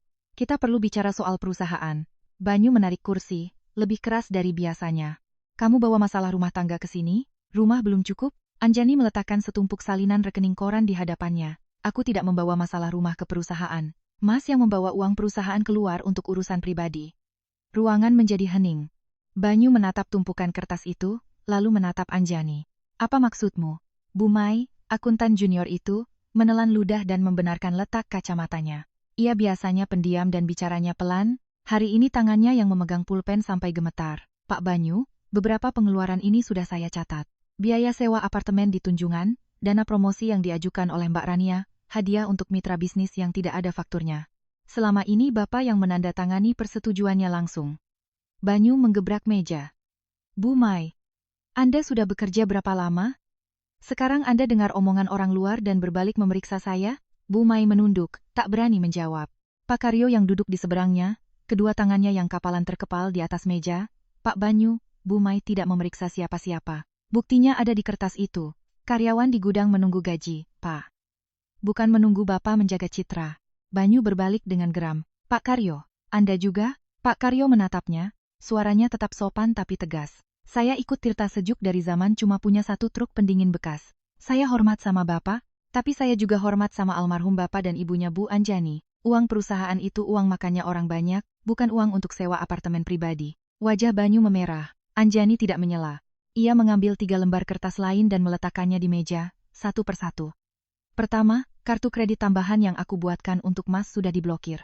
Kartu itu dari uang pribadiku, tidak ada hubungannya dengan perusahaan. Ia meletakkan lembar kedua. Kedua, rekening bersama sudah diajukan untuk diaudit dan transaksi besar ditangguhkan karena ada sengketa. Ia meletakkan lembar ketiga. Ketiga, rekening perusahaan mulai hari ini mengaktifkan kembali aturan 2 tanda tangan untuk pengeluaran yang melebihi batas. Ini adalah aturan yang sudah ada sejak perusahaan berdiri, tapi selama ini aku percaya pada Mas, jadi aku biarkan Mas tanda tangan sendiri. Banyu tertawa getir. Hebat. Sekarang, kamu mau mengajariku cara mengelola perusahaan. Anjani menatapnya, tidak meninggikan suara, tidak gemetar. Tidak, aku mau perusahaan ini tidak goyah hanya karena sesuatu yang Mas sebut harga diri. Kalimat itu membuat Banyu tercekat. Di luar pintu, Bu Lastri, petugas kebersihan, yang sedang memegang pel, berhenti. Ia tidak sengaja menguping, tapi ruang rapat itu kecil, suara terdengar sampai keluar. Wajahnya cemas. Ia punya anak yang masih kelas 8 SMP, setiap bulan menunggu gaji untuk membayar uang les. Anjani melihatnya dan memanggil pelan, Bu Lastri, bisa masuk sebentar? Bu Lastri tampak canggung. Tidak usah, Bu Anjani, saya sedang mengepel di luar. Putranya kelas berapa sekarang? Bu Lastri memeluk gagang pelnya erat. Kelas 8, Bu. Bulan ini minta uang untuk seragam baru, saya belum berani janji. Anjani beralih ke Bu Mai. Bu Mai, gaji karyawan, BPJS, dan semua hak tenaga kerja kasar, tolong diprioritaskan. Semua sengketa antara saya dan Pak Banyu bisa diurus belakangan. Bu Lastri berdiri diam, matanya memerah. Bu Anjani, saya hanya takut kalau perusahaan ada apa-apa, kami semua kehilangan pekerjaan. Anjani berkata pelan, selama perusahaan masih ada, pekerjanya juga akan tetap ada. Saya tidak akan membiarkan masalah pribadi saya menghancurkan periuk nasi orang banyak. Tak ada yang bicara di ruangan itu. Bahkan Pak Bejo hanya menunduk menatap gelas es tehnya yang sudah mencair. Mas Danu saat itu baru angkat bicara. Sesuai akta penyertaan modal awal, porsi modal dari keluarga Bu Anjani masih berlaku. Dewan Direksi berhak meminta audit internal jika ditemukan pengeluaran yang tidak wajar. Pertemuan hari ini bukan untuk melengsarkan Pak Banyu, tapi untuk menangguhkan sementara hak tanda tangan tunggalnya pada kontrak-kontrak besar sampai audit selesai. Pak Bejo mengangguk, suaranya serak, terutama untuk proyek Banyuwangi. Proyek itu kalau sampai gagal, truk mogok di jalan, karyawan juga yang susah. Banyu melihat sekeliling. Ruang rapat masih kecil, kipas angin masih berderit, di luar suara truk masih berbunyi, bip, bip. Tapi semua di matanya terasa berbeda. Orang-orang yang dulu diam di hadapannya, hari ini masing-masing punya selembar kertas, sebuah kalimat, sebuah tatapan yang membuatnya tak bisa lagi berdiri di atas. Ia mencoba menjaga suaranya. Jadi kalian semua mau menyingkirkanku? Anjani menjawab. Tidak ada yang menyingkirkan Mas. Mas yang mendorong diri Mas sendiri ke sini. Kalimat itu tidak keras, tapi jatuh dengan sangat berat. Rapat berakhir dengan sebuah berita acara, penangguhan sementara hak tanda tangan tunggal, Banyu untuk proyek Banyuwangi dan pengeluaran di atas batas, menunggu audit internal. Ia masih punya kursi direktur, masih punya papan nama di pintu ruangannya. Tapi kekuasaan yang biasa ia gunakan seperti bernapas, sejak hari itu tak lagi sepenuhnya ada di tangannya. Banyu duduk sendirian setelah semua orang pergi. Di atas meja, es teh sudah hambar. Kursi direktur yang akrab itu masih menopang punggungnya, tapi untuk pertama kalinya ia merasa kursi itu tidak mengangkatnya, melainkan seperti menarik tanah dari bawah kakinya. Malam itu, Banyu kembali ke apartemen Tunjungan dengan wajah seberat langit mendung. Rania, begitu membuka pintu, langsung menyadarinya. Ia tidak bertanya apakah Banyu sudah makan, ia hanya menatap ke meja yang kusut di bagian lengan dan sepatu yang masih berdebu tanah halaman kantor. Mas kalah sama dia? Banyu tertegun. Kamu bicara apa? Rania melipat tangan di dada, suaranya masih pelan tapi tajam. Mas bilang Mas yang membangun Tirta Sejuk. Kenapa sekarang satu tanda tangan saja Mas harus bertanya padanya? Kalimat itu menusuk tepat di titik sakitnya.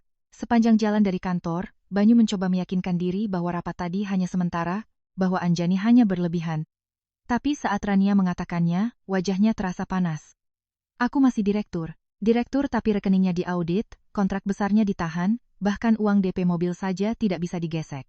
Mas Banyu, aku ikut Mas karena aku percaya Mas punya kemampuan. Aku tidak mau berada di belakang pria yang lehernya selalu dipegang oleh mantan istrinya. Banyu menatapnya. Anjani belum jadi mantan istriku. Rania tersenyum sinis. Lalu Mas mau membiarkannya jadi istri Mas sampai kapan lagi? Apartemen menjadi hening. Di balkon, angin malam meniup pot-pot tanaman kecil, daunnya bergesekan menimbulkan suara gemerisik. Banyu berjalan mondar-mandir di ruang tamu, harga dirinya diaduk-aduk oleh Rania, terasa sakit sekaligus panas. Sesaat kemudian, ia mengambil ponsel dan menelepon penjaga gudang. Pak Slamet, saya perlu mengambil beberapa berkas promosi di gudang. Malam ini ada orang dari tim promosi yang akan mengambil, tolong bukakan buku tamu untuk ditandatangani. Rania menatapnya, sorot matanya langsung melembut. Aku hanya ambil beberapa foto truk pendingin dan data rute lama, Mas. Besok aku buatkan proposal promosi yang baru, yang lebih bagus, biar Mas bisa mengembalikan citra Mas lagi. Sebelum meninggalkan kantor sore itu, Banyu sudah meminjam kunci lemari arsip dan menandatangani buku tamu seperti biasa. Sekarang, ia melepaskan kunci kecil itu dari rangkaiannya dan memberikannya pada Rania. Hanya ambil data promosi. Jangan sentuh arsip lain. Rania mengambil kunci itu sambil tersenyum manis. Iya mas, percaya padaku. Tapi di gudang Tirta Sejuk, ada hal-hal yang Banyu tidak ingat masih tersimpan di lemari itu. Malam tiba. Area gudang pendingin diterangi beberapa lampu neon putih. Suara mesin pendingin industri berdengung, sesekali ada truk yang mundur masuk ke halaman. Lampu merahnya berkedip-kedip di atas lantai semen yang lembab. Penjaga membuka gerbang untuk Rania dan menyodorkan buku tamu. Silakan tanda tangan, Mbak. Pak Banyu sudah pesan. Rania menandatanganinya dengan cepat, lalu langsung menuju area arsip. Di rekaman kamera koridor, sosoknya berjalan melewati rak-rak besi, tangannya memegang ponsel dengan senter menyala. Ia membuka lemari, mengambil beberapa map, lalu berhenti lebih lama di laci paling bawah. Di laci itu, ada sebuah USB berwarna merah. Pak Karyo menaruhnya di sana sebagai kebiasaan. Salinan data proyek Banyuwangi, untuk berjaga-jaga jika komputer kantor rusak atau jaringan bermasalah. Ia sering berkata, barang penting harus ada cadangannya. Gudang pendingin kalau kehilangan data lebih gawat daripada mati listrik. Rania mengambil USB itu, melihat sekeliling. Kamera terus merekam, tapi ia tidak tahu bahwa sudut kamera di ujung koridor masih menyala. Sekitar setengah jam setelah Rania pergi, Banyu juga menyetir ke gudang. Ia tidak memberitahu siapa-siapa. Di kepalanya masih terngiang kalimat Anjani di ruang rapat. Ia ingin mencari kembali arsip pinjaman perluasan gudang, ingin memegang sesuatu agar tidak lagi pasif. Penjaga gudang terkejut, "Loh, Pak Banyu, Mbak Rania baru saja pergi." Banyu mengerutkan kening. Dia ambil apa? Wah, saya tidak tahu, Pak. Dia tanda tangan buku tamu lalu masuk ke ruang arsip, katanya atas perintah Bapak. Banyu tidak menjawab, ia berjalan cepat masuk ke halaman gudang. Malam itu, sisa hujan sore tadi meninggalkan beberapa genangan keruh di dekat parkiran truk. Si Hitam, anjing penjaga gudang, yang sedang tidur di bawah truk, terbangun dan menggonggong keras melihat ada orang asing di jam selarut ini. Banyu terkejut. Hitam, diam. Tapi Hitam tidak kenal dengan aroma parfum baru di tubuh Banyu, juga tidak terbiasa dengan gerak-geriknya yang mengendap-endap. Anjing itu melompat keluar dan menyalak lebih kencang. Banyu mencoba menghindar. Sialan, anjing ini. Ia mundur tergesa-gesa, sepatu kulitnya menginjak genangan lumpur. Ia kehilangan keseimbangan dan jatuh terduduk di samping roda truk. Kemeja putihnya kotor oleh lumpur, celana panjangnya basah sampai ke lutut.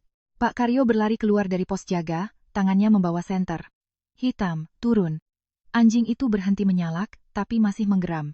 Pak Karyo menatap Banyu, antara ingin tertawa dan tidak tega. Ia mendekat untuk membantu.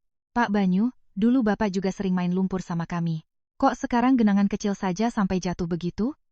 Banyu, yang sedang membersihkan bajunya, terdiam mendengar kalimat itu.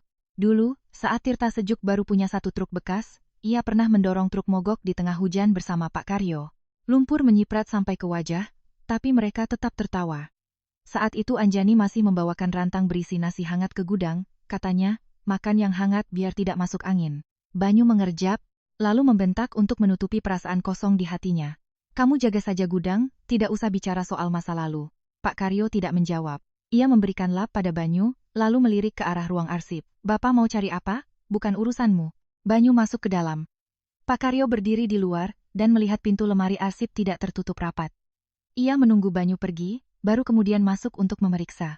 Map berisi foto-foto truk masih ada, arsip rute lama juga masih ada. Tapi laci paling bawah, kosong di satu bagian. USB berwarna merah itu tidak ada lagi di tempatnya. Pak Karyo segera mengunci lemari, mengambil foto buku tamu, lalu menyalin rekaman kamera saat Rania masuk ke ruang arsip. Ia tidak menelepon Banyu. Ia menelepon Anjani. Di seberang sana, suara Anjani terdengar tenang tapi waspada. Pak Karyo, ada apa? Bu Anjani, USB merah proyek Banyuwangi hilang dari laci. Rekaman kamera menunjukkan Mbak Rania masuk ke gudang. Di buku tamu, ada tanda tangan Pak Banyu yang meminjam kunci. Anjani terdiam beberapa detik. Simpan rekaman dan fotonya, Pak. Jangan bilang siapa-siapa dulu. Pak Karyo merendahkan suaranya. Ibu tenang saja. Dulu almarhum Bapak pernah meminjami saya uang untuk biaya berobat istri saya ingat terus. Saya mungkin orang miskin, Bu, tapi saya tidak lupa budi. Apapun yang hilang dari gudang ini, akan saya cari sampai ketemu. Anjani berdiri di dekat jendela rumahnya, menatap ke arah sungai yang gelap. Sebuah janji tulus di tengah malam membuat hatinya sedikit hangat. Yang mengkhianatinya adalah suaminya, tapi tidak semua orang di dunia ini tak tahu berterima kasih. Malam itu, Banyu hanya mengira ia menjatuhkan sedikit harga dirinya di genangan lumpur. Ia tidak sadar, yang benar-benar jatuh dari tangannya adalah kunci terakhir yang menjaga Tirta sejuk dari orang luar. 3 minggu setelah Banyu Wirawan menyeret kopernya, tiba hari peringatan kematian kedua orang tua Anjani.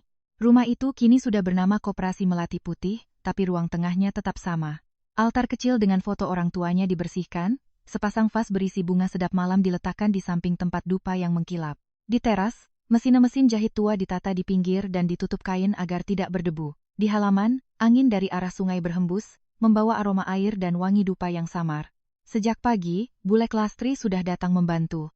Ia mengenakan kebaya ungu yang sudah pudar, tangannya cekatan memotong sayuran, mulutnya tak berhenti bicara. "Nduk Anjani, biar Bulek saja yang masak opor ayamnya. Kalau kamu yang masak hari ini, nanti air matamu jatuh ke panci, bisa keasinan." Anjani, yang sedang mencuci sayuran, hanya tersenyum tipis. Bulek ini ada-ada saja. Bulek serius. Kalau lagi sedih, jauh-jauh dari panci opor. Sebuah candaan kecil, membuat dapur terasa tidak terlalu berat. Sajian untuk selamatan tidak mewah, tapi cukup lengkap. Ada opor ayam, sambal goreng kentang, urap sayuran, dan bubur sumsum kesukaan almarhumah ibunya. Beberapa perempuan dari kursus menjahit juga ikut membantu menata meja, ada yang mengelap kursi, menata piring, dan membawa teko-teh. Tak ada yang bicara keras. Semua tahu hari ini rumah ini punya acara pribadi, jadi mereka bergerak lebih pelan dari biasanya. Anjani menyalakan dupa. Asapnya mengepul perlahan, melingkari foto lama ayah dan ibunya. Ia menangkupkan tangan, suaranya begitu pelan hingga nyaris hanya ia sendiri yang mendengar. "Bapak, Ibu, Anjani minta maaf. Anjani tidak bisa menjaga rumah ini seperti yang dulu Anjani bayangkan, tapi Anjani akan menjaganya sesuai pesan Ibu." Tepat saat ia menancapkan dupa, di depan pagar terdengar suara mobil berhenti. Ibu Hartini masuk, tangannya membawa sekantong buah-buahan. Ia mengenakan kebaya coklat, rambutnya disanggul rapi. Wajahnya masih kaku, tapi langkahnya lebih pelan dari biasanya. Sejak kejadian di depan pagar, ia tak lagi menelepon untuk memarahi Anjani. Ia diam, tapi diamnya belum tentu berarti paham. Bulek Lastri melihatnya, nada bicaranya sedikit melunak. "Bu Hartini sudah datang. Silakan masuk, nyalakan dupa untuk almarhum besan." Ibu Hartini mengangguk, meletakkan kantong buah di meja. "Anjani, Ibu bawa sedikit jeruk." "Tidak tahu apa pantas." Anjani berbalik. "Taruh saja di situ, Bu. Dulu Bapak suka jeruk." Panggilan Bu itu membuat Ibu Hartini sedikit tertegun. Ia mengambil sebatang dupa, menyalakannya, dan berdiri cukup lama di depan altar. Ketika berbalik, ia memandang sekeliling rumah, melihat mesin-mesin jahit, melihat perempuan-perempuan yang sedang membantu. Mungkin ia masih belum lupa bahwa rumah ini bukan lagi tempat putranya bisa keluar masuk sesuka hati. Acara makan bersama diadakan di ruang tengah. Anjani mempersilakan Ibu Hartini duduk. Bulek Lastri duduk di sebelahnya, seolah waspada, takut ada yang salah bicara. Baru beberapa suap, Ibu Hartini meletakkan sendoknya. "Anjani, Ibu tahu Banyu salah. Tapi sebagai perempuan, kadang kita harus mengalah sedikit agar rumah tangga tetap utuh." Suasana di meja makan menjadi hening. Suara sendok beradu dengan piring terdengar pelan tapi jelas. Anjani tidak marah. Ia menatap ke altar orang tuanya, lalu berkata sangat pelan, "Bu, ada rumah yang kelihatannya utuh, tapi orang di dalamnya sudah hancur." Ibu Hartini terdiam. Bulek Lastri mengambil sepotong ayam dan meletakkannya di piring Ibu Hartini, suaranya lebih lembut dari biasanya. "Makan dulu, Bu. Ini acara selamatan, jangan banyak bicara yang sedih-sedih, kasihan almarhum." Setelah makan, semua orang membantu membereskan piring ke dapur. Bulek Lastri diam-diam mengambil sebuah mangkuk kecil, mengisinya dengan setengah porsi nasi dan meletakkannya di samping sesajen utama. Anjani melihatnya dan tangannya terhenti. Bulek Lastri tidak menatapnya. Ini untuk anak kecil yang tidak sempat melihat dunia. Ibu Hartini, yang sedang merapikan piring buah, terkejut mendengar kalimat itu. "Anak kecil siapa?" Tak ada yang langsung menjawab. Saat itu, seorang anak perempuan dari salah satu peserta kursus berlari mendekat, rambutnya dikuncir dua, tangannya masih lengket sisa kue. "Bulek, kok ada piring nasi kecil?" Bulek Lastri buru-buru menarik anak itu dan mengelus kepalanya. "Ini untuk seseorang yang disayang tapi tidak sempat pulang." Anjani memalingkan wajah, bahunya bergetar sangat pelan, seperti seutas benang yang ditarik kencang tapi belum putus. Ibu Hartini melihatnya, tangannya mendadak kikuk, tak tahu harus diletakkan di mana. Sore harinya, para perempuan peserta kursus pamit pulang. Rumah menjadi sepi. Ibu Hartini tetap di sana, membantu Anjani merapikan barang-barang di dalam kotak tua di bawah altar. Mungkin ia ingin mencari kesibukan agar tidak perlu bicara. Saat membuka laci berisi kertas-kertas lama, Ibu Hartini melihat selembar hasil USG yang sudah kusam, terjepit bersama surat keterangan rawat inap. Ia mengambilnya, menyipitkan mata membaca tanggalnya. Anjani, ini apa? Anjani menatap kertas di tangan mertuanya. Ia tidak merebutnya, juga tidak menghindar lagi. 5 tahun lalu, Anjani pernah hamil. Wajah Ibu Hartini memucat. Ibu tidak tahu, Banyu bilang. Dia bilang kamu sulit punya anak. Anjani menunduk, suaranya tidak menyalahkan, juga tidak meratap. Malam itu perut Anjani sakit sekali. Mas Banyu bilang ada perjalanan dinas. Belakangan Anjani baru tahu, perjalanan itu adalah untuk menjamu klien, dan ada orang lain yang ikut bersamanya. Ibu Hartini berpegangan pada tepi meja. Lalu kenapa kamu tidak bilang? Bilang untuk apa, Bu? Anaknya juga tidak akan kembali. Kalimat itu jatuh di rumah itu dengan sangat pelan, tapi membuat seluruh ruangan terasa dingin. Anjani mengambil kembali kertas USG itu, mengelus tepinya yang sudah usang. Anjani dulu ingin rumah ini penuh dengan suara tawa anak-anak, Bu. Ibu Hartini merapikan lipatan kebayanya. Terus dirapikan, tapi tetap kusut. Untuk pertama kalinya, ia tidak membela Banyu. Ia hanya berdiri di sana, di hadapan selembar kertas USG kusam, seperti seseorang yang baru saja melihat harga dari kebisuan yang terlalu lama. Asap dupa mengepul perlahan, di halaman, suara mesin jahit dari Koperasi Melati Putih kembali berputar teratur. Sementara Ibu Hartini, berdiri di depan kertas USG itu, untuk pertama kalinya mengerti, ada cucu yang hilang bukan karena takdir, tapi karena orang dewasa telah terlalu abai pada seorang perempuan yang sedang kesakitan. Seminggu setelah hari selamatan, Ibu Hartini menelepon Anjani. Saat itu, Anjani sedang berada di koperasi, mengajari salah seorang peserta cara membuat catatan keuangan sederhana. Di halaman, gerimis membasahi bunga bugenvil. Suara mesin jahit terdengar teratur, seperti rumah tua yang sedang belajar bernapas dengan ritme yang baru. Ponsel berdering. Melihat nama Ibu Hartini, Anjani menatapnya sejenak sebelum mengangkat. Iya, Bu. Di seberang sana hening beberapa detik. Suara Ibu Hartini tak lagi setajam dulu, tapi masih ada nada berat dari orang yang terbiasa menjaga harga diri. Anjani, sebentar lagi kan sidang mediasi. Ibu mau masak, anggap saja masih ada sisa hubungan baik, kita makan bersama sekali lagi. Anjani meletakkan pulpennya. Ia tahu Ibu Hartini masih ingin membujuknya mencabut gugatan. Tapi setelah hari selamatan itu, setelah melihat kertas USG kusam itu, mertuanya telah belajar untuk diam di hadapan sebuah luka yang dulu tak pernah ia lihat. Iya, Bu, nanti sore Anjani ke sana. Rumah Ibu Hartini berada di sebuah gang sempit di daerah Ampel. Gangnya tidak lebar, 2 motor berpapasan harus saling memiringkan setang. Sore itu langit mendung, aroma gulai dari dapur-dapur tetangga bercampur dengan bau air hujan di atas semen. Anjani datang sendiri, membawa setoples acar buatan Bule Klastri. Ibu Hartini membuka pintu, melihat Anjani, ia tampak canggung, bingung harus memanggil nduk atau namanya. Anjani. Bule Klastri titip acar, Bu. Katanya. Makan gulai pakai acar biar tidak enek. Ibu Hartini menerimanya. Tangannya sedikit kaku. Bu Lastri masih ingat saja. Bilang terima kasih ya, nduk. Ibu Hartini membalikkan badan ke dapur. Mungkin takut matanya menunjukkan sesuatu. Di meja makan sudah tersaji semangkuk gulai ikan, sepiring sayur bening bayam, tempe goreng, dan beberapa piring nasi yang ditutup tudung saji. Masakannya sedikit keasinan. Anjani menatap hidangan itu dan hatinya terasa berat. Selama 12 tahun menjadi menantu, makanan seperti ini hampir selalu ia yang memasak. Banyu datang terlambat. Ia masuk sambil masih memegang ponsel, berbicara soal pekerjaan.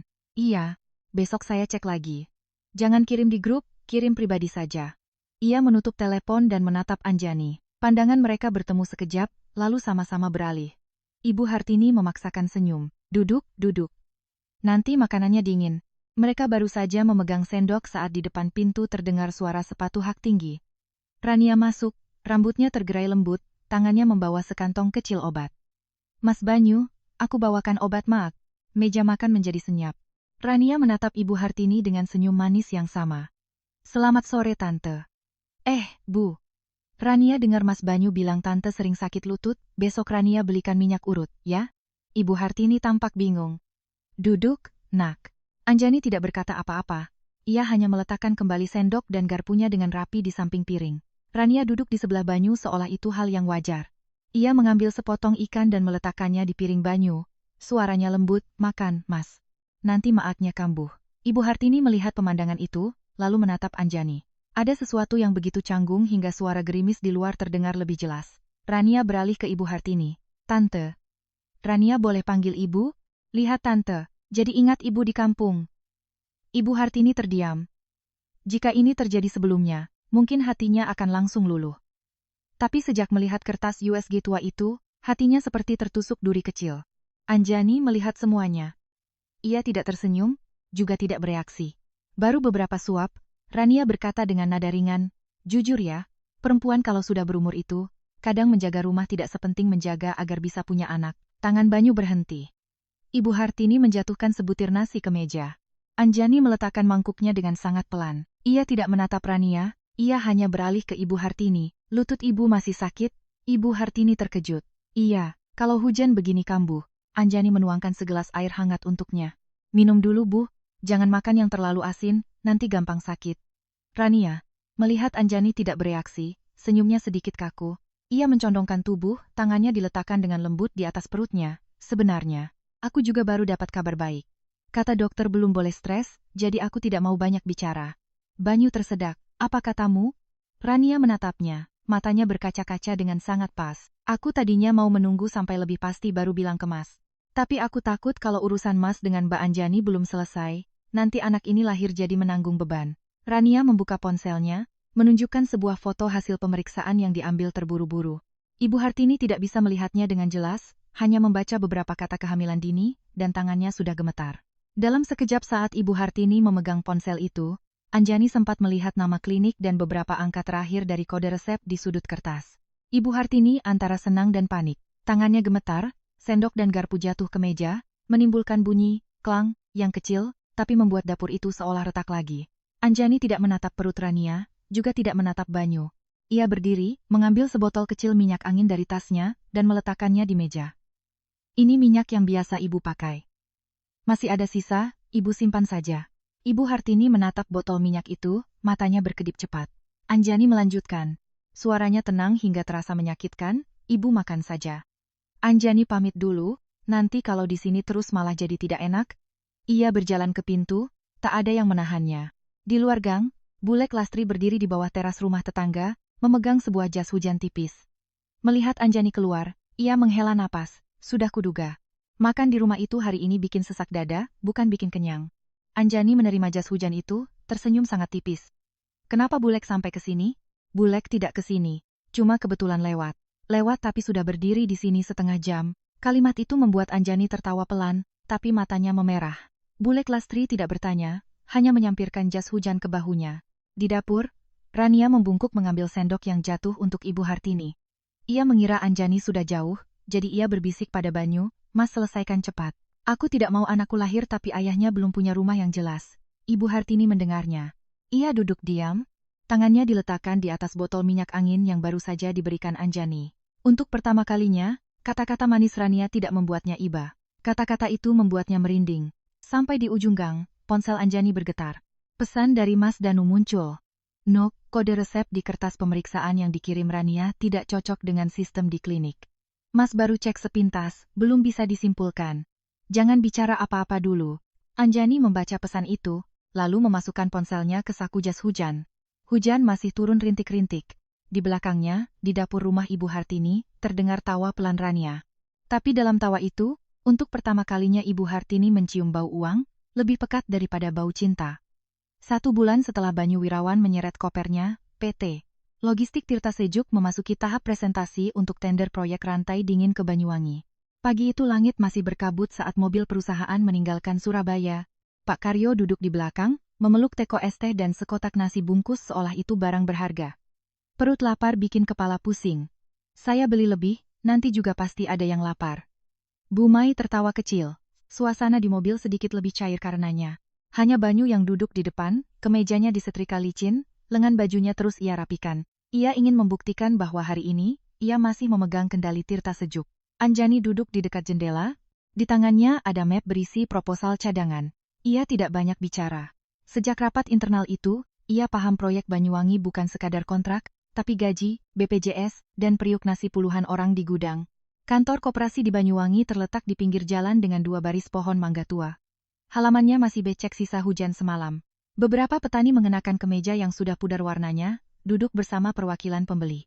Tidak ada panggung mewah, hanya ruang pertemuan yang luas, kipas angin di langit-langit yang berputar pelan, dan teko teh panas di tengah meja. Pihak PT Makmur Jaya presentasi lebih dulu. Pak Santoso maju, pembawaannya tenang, suaranya perlahan. Ia berbicara tentang rute truk pendingin, titik transit, biaya bahan bakar, dan waktu pengiriman. Angka-angka muncul di layar. Pak Karyo, yang sedang memegang gelas teh, tiba-tiba tertegun. Ia melihat tabel harga, lalu menatap Anjani. Wajahnya memucat. Ada beberapa kode rute yang hanya digunakan secara internal oleh Tirta Sejuk. Kode jembatan merah 0300 adalah kode yang dibuat Pak Karyo untuk menandai titik di mana truk harus menghindari pasar pagi. Kode itu pernah ada di dalam file di USB merah. Tapi sekarang, kode itu terpampang di layar presentasi PT Makmur Jaya. Banyu juga melihatnya. Ia duduk gelisah, jarinya terus menarik-narik lengan kemeja, keringat dingin muncul di pelipisnya, meski ruangan itu ber-AC. Tiba giliran Tirta Sejuk. Perwakilan koperasi, sebelum Banyu sempat bicara, langsung bertanya. Kedua proposal menggunakan rute yang hampir sama, kode jalannya juga sama. Pihak Tirta Sejuk bisa jelaskan? Banyu berdiri, suaranya sedikit serak. Mungkin ada kebocoran data dari staf teknis. Kami akan memeriksanya kembali. Pak Karyo langsung mengangkat kepala, ingin bicara, tapi Anjani meletakkan tangannya dengan lembut di atas map di hadapan Pak Karyo. Sentuhan yang sangat pelan, cukup untuk membuat Pak Karyo menelan kembali amarahnya. Anjani berdiri. Mohon izin, saya ingin mempresentasikan rencana cadangan dari Tirta Sejuk. Banyu menoleh padanya, tatapannya campur aduk antara kesal dan cemas. Tapi perwakilan koperasi mengangguk. Anjani membuka mapnya, suaranya tidak lantang, tapi jelas. Proposal kami yang sebelumnya datanya telah bocor, jadi saya tidak akan berdebat di sini. Saya hanya akan menyajikan cara lain untuk menjaga hasil panen para bapak-bapak. Ia menunjuk peta rute. Kami akan mengubah titik transit ke area yang lebih kecil di dekat pelabuhan, menggunakan armada truk pendingin yang lebih kecil untuk mengumpulkan muatan. Biayanya bukan yang termurah, tapi ini mengurangi risiko macet dan mengurangi waktu buah-buahan menunggu di bawah panas matahari. Jika hujan lebat, truk masih punya jalur alternatif untuk kembali ke gudang di hari yang sama. Seorang petani bertanya, apa harganya jadi lebih mahal, Bu? Ada sedikit kenaikan di biaya armada kecil, tapi sebagai gantinya, hasil panen tidak akan terlalu lama di perjalanan. Buah-buahan bapak-bapak ini, kalau terlambat sehari saja, harganya bisa jatuh. Kami sebagai perusahaan logistik tidak bisa hanya pamer truk bagus, tapi juga harus bisa menjaga kualitas buah sampai di tangan pembeli. Ruangan menjadi hening. Kalimat itu tidak terdengar seperti promosi, tapi seperti ucapan seseorang yang pernah melihat ayahnya mengangkut berkeranjang-keranjang buah ke pasar, yang tahu bahwa buah matang tidak bisa menunggu. Di pihak PT Makmur Jaya, Pak Santoso tetap tenang, tapi jari-jarinya mengetuk meja dengan pelan. Di akhir sesi, koperasi tidak langsung memutuskan pemenang. Mereka mempertahankan Tirta Sejuk untuk negosiasi akhir, dan meminta PT Makmur Jaya memberikan klarifikasi karena proposal mereka terindikasi menggunakan data yang tidak transparan. Di luar, Pak Karyo menghela napas lega tapi masih gemetar. Bu Anjani, tadi kalau Ibu tidak punya proposal cadangan, kita bisa kehilangan semuanya hari ini. Anjani menatap truk-truk buah yang parkir di seberang jalan, suaranya pelan. Belum sepenuhnya aman, Pak. Tapi setidaknya, kita masih punya jalan. Saat istirahat makan siang, seorang petani berambut putih mendekat dan memberinya sebuah jeruk. Ini, enduk, dimakan. Cara bicaramu tadi jujur. Kami ini tidak takut harga lebih mahal sedikit, kami hanya takut pada janji-janji yang akhirnya membiarkan hasil panen kami membusuk di jalan. Anjani memegang jeruk itu, hatinya terasa berat. Luka pribadinya tiba-tiba terasa terhubung dengan periuk nasi orang lain, dengan tangan-tangan yang lain. Dalam perjalanan pulang, Dewan Direksi Tirta Sejuk rapat singkat di dalam mobil. Pak Bejo ikut serta melalui telepon. Keputusan diambil, Banyu tidak lagi menjadi kepala proyek Banyuwangi. Anjani untuk sementara mengambil alih bagian keuangan dan operasional hingga audit selesai. Banyu duduk diam. Ia ingin protes, tapi proposal harga dari PT Makmur Jaya seperti cermin yang memantulkan kesalahannya dengan jelas. Saat mobil berhenti menunggu Ferry, Banyu membuka laptop lamanya untuk memeriksa kembali file presentasi. Layar baru saja menyala, sebuah notifikasi WhatsApp web muncul di sudut kanan. Rania pernah meminjam laptop ini untuk mengedit materi promosi beberapa hari lalu, jadi akunnya masih tersambung. Notifikasi itu muncul sangat cepat. File USB merah sudah dipakai. Harga deal sesuai kesepakatan. Pengirimnya Pak Santoso MJ Banyu membeku. Ia buru-buru mengangkat ponsel untuk memotret layar, tapi saat itu juga Rania menelepon. Saat panggilan ditutup, notifikasi itu sudah hilang. Ia mencoba membuka WhatsApp web, tapi sesi loginnya meminta konfirmasi ulang. Ia tidak punya cukup bukti, hanya sebuah kalimat yang baru saja menusuk lurus ke hatinya. Di atas feri, air sungai yang keruh mengalir perlahan. Sepanjang sisa perjalanan kembali ke Surabaya, Banyu duduk diam menatap permukaan air.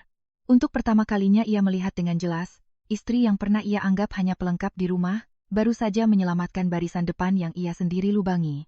Malam itu, Banyu kembali ke apartemen Tunjungan dengan kemeja yang sama sejak pagi. Kerahnya kusut, lengannya masih ada bekas debu dari Banyuwangi, bau sungai, keringat, dan AC mobil menempel di tubuhnya. Sepanjang hari ia mencoba menjaga citra seorang direktur, tapi saat masuk ke dalam lift, ia hanya merasa bahunya berat seperti baru saja memikul sekarung buah yang basah kuyup. Apartemen menyala dengan lampu kuning. Di atas meja ada sekotak makanan pesan antar yang masih utuh, tutup plastiknya belum dibuka. Rania duduk di sofa, kakinya diangkat, tangannya asik dengan ponsel. Ia mengangkat kepala menatap Banyu, tidak berdiri menyambut seperti hari-hari pertama. Sudah pulang, Mas? Banyu menutup pintu, bunyinya kering. Kamu tidak makan? Tidak lapar. Ia meletakkan tasnya di meja, menatap Rania lurus-lurus. Hari ini, PT Makmur Jaya mempresentasikan proposal yang hampir sama persis dengan Tirta Sejuk. Rania masih menatap layar ponselnya. Urusan kantor Mas kan aku tidak paham. Banyu mengeluarkan ponselnya, membuka foto hasil jepretan layar yang buram. Tulisannya tidak lengkap, tapi masih terbaca nama Santoso dan kata-kata USB merah. Kalau yang ini, kamu paham? Rania meliriknya sekilas, wajahnya sempat menegang, tapi hanya sekejap. Dengan cepat, ia tersenyum sinis. Mas foto apaan, sih? Namanya kerja di bidang promosi? Ya aku kenal banyak orang. Mas jangan karena kalah, lalu semua orang Mas curigai. Apa kamu ada hubungannya dengan Pak Santoso, Mas Banyu? Mas kalah sama istri Mas di kantor, lalu pulang-pulang mencurigaiku? Kalimat itu membuat Banyu menggenggam ponselnya lebih erat. Jika ini 10 hari yang lalu, mungkin ia akan mengabaikannya. Tapi hari ini, proposal harga yang sama, kode rute dari USB merah, tatapan pucat Pak Karyo, semuanya masih terekam jelas di kepalanya. Ia bertanya lagi, apa kamu mengambil data dari gudang? Rania berdiri, suaranya lebih tinggi. Mas yang memberiku kunci, Mas yang bilang aku boleh ambil apa saja untuk materi promosi. Sekarang Mas bicara seolah aku yang berbuat salah. Banyu tercekat. Benar, ia yang memberikan kunci. Benar, tangannya sendiri yang membukakan pintu untuk Rania masuk ke gudang. Ia beralih ke topik lain, suaranya lebih rendah. Soal kamu bilang kamu hamil. Rania memalingkan wajah. Besok aku kasih hasil pemeriksaannya. Kenapa tidak kemarin? Mas bertanya padaku seolah aku ini terdakwa. Kalau aku benar hamil, Mas harus tahu. Dan kalau kamu menggunakan itu untuk menekan ibuku dan Anjani. Rania berbalik dengan cepat. Jangan sebut nama perempuan itu lagi di hadapanku. Ruangan menjadi dingin. Di luar balkon, suara lalu lintas di bawah terdengar sayup-sayup. Banyu menatap perempuan di hadapannya. Hari-hari pertama, ia membuatkannya kopi, menyetrika kemejanya, memanggilnya dengan suara semanis madu. Sekarang, tatapan itu tak lagi lembut.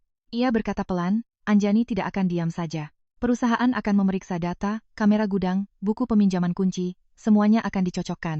Wajah Rania memucat, tapi bukannya melunak, ia malah tertawa. Lalu Mas mau apa?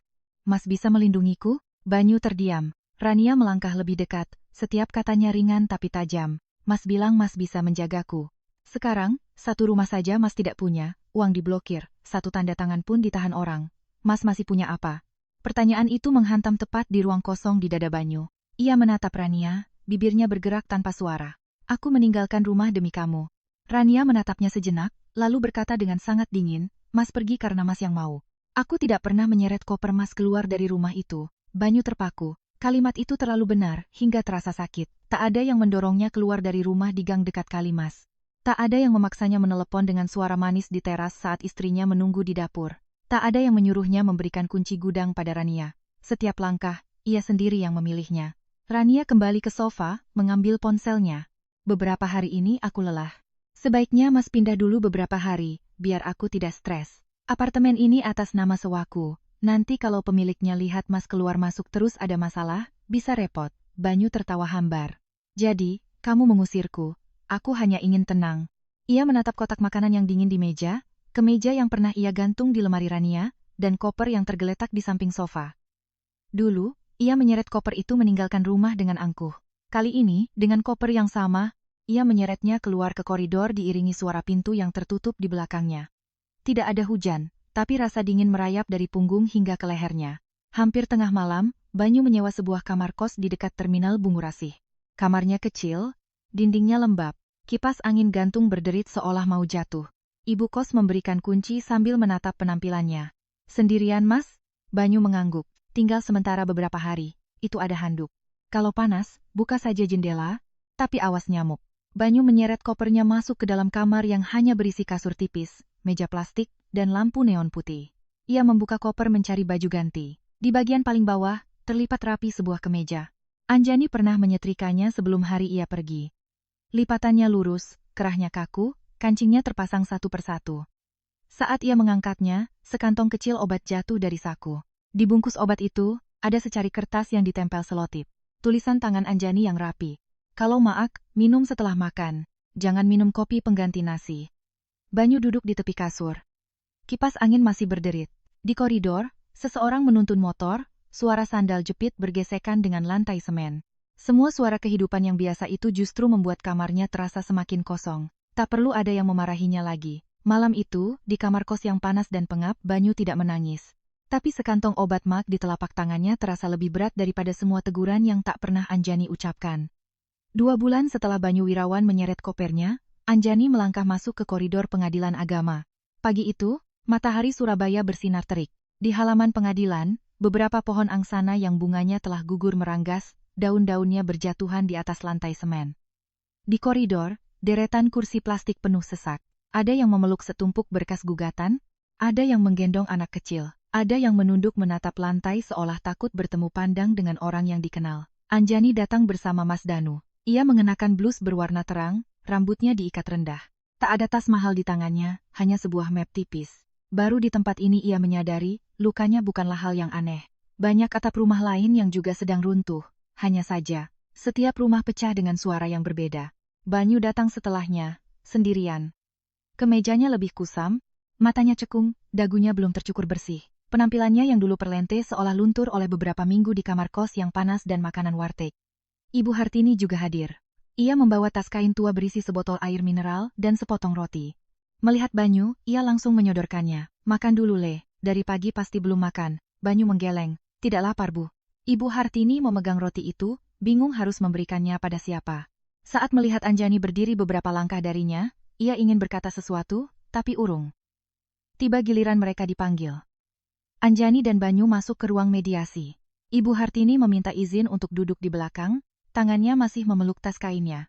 Ruangan itu kecil, dengan kipas angin dinding yang berputar pelan. Mediatornya adalah seorang ibu parubaya, suaranya tenang. Kedua belah pihak sudah berpikir matang, masih ada kemungkinan untuk rujuk. Banyu menatap Anjani. Untuk pertama kalinya setelah berbulan-bulan, ia tidak bicara dengan nada memerintah. Aku tahu aku salah. Tapi 12 tahun itu bukan waktu yang sebentar, Nduk. Apa kita tidak bisa coba lagi? Anjani menatapnya. Di matanya tak ada lagi kemarahan yang meluap-luap, hanya ada kelelahan yang sudah sampai ke dasar. Justru karena 12 tahun itu tidak sebentar, aku jadi tahu aku tidak bisa lagi bertahan.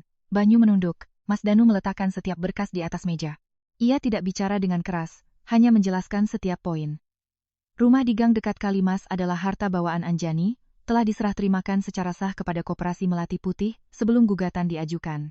Rekening bersama dan kartu kredit tambahan menunjukkan banyak pengeluaran untuk Rania. Aturan 2 tanda tangan di PT Tirta Sejuk telah diaktifkan kembali karena penyelewengan dana. Rekaman kamera gudang dan buku peminjaman kunci menunjukkan Banyu mengambil kunci lemari arsip, yang disusul oleh kedatangan Rania di luar jam kerja. Surat keterangan kehamilan dari Rania dinyatakan meragukan oleh pihak klinik. Saat Banyu mendengar tentang fotokopian sertifikat rumah yang pernah ada di proposal pinjaman, tangannya terkepal. Ia ingat tulisan yang ia buat sendiri, untuk digunakan sebagai agunan jika diperlukan. Dulu ia pikir Anjani tidak akan tahu, atau kalaupun tahu, ia akan diam. Tapi perempuan yang dulu pendiam itu kini duduk di hadapannya, begitu tenang hingga ia tak punya tempat lagi untuk bersembunyi. Ibu Hartini duduk di barisan belakang, kedua tangannya meremas tali tas kainnya. Sejak awal ia hanya diam. Ketika mediator bertanya apakah ada hal lain yang ingin disampaikan, Ibu Hartini ragu-ragu meminta izin untuk bicara. Setelah diizinkan, suaranya terdengar lebih serak dari biasanya. Saya ibunya Banyu. Saya sayang anak saya, tapi ada yang harus saya katakan. Banyu menoleh ke ibunya. Ibu Hartini tidak menatap putranya, ia menatap ujung sepatunya. Setelah acara makan malam sebelum sidang ini, saya menelepon Rania secara pribadi. Saya tanya, apa dia benar-benar tulus pada Banyu. Dia bilang, dia tidak mau bersama laki-laki yang tidak punya apa-apa. Kata dia, Tante, saya juga harus memikirkan hidup saya. Ruangan menjadi senyap. Ibu Hartini merapikan lipatan kebayanya yang tetap kusut. Saya bicara ini bukan untuk membela siapa-siapa. Saya hanya tidak mau terus-menerus berbuat salah. Banyu duduk kaku. Ucapan Rania seperti sember air es yang disiramkan langsung ke sisa-sisa ilusinya. Mediasi gagal.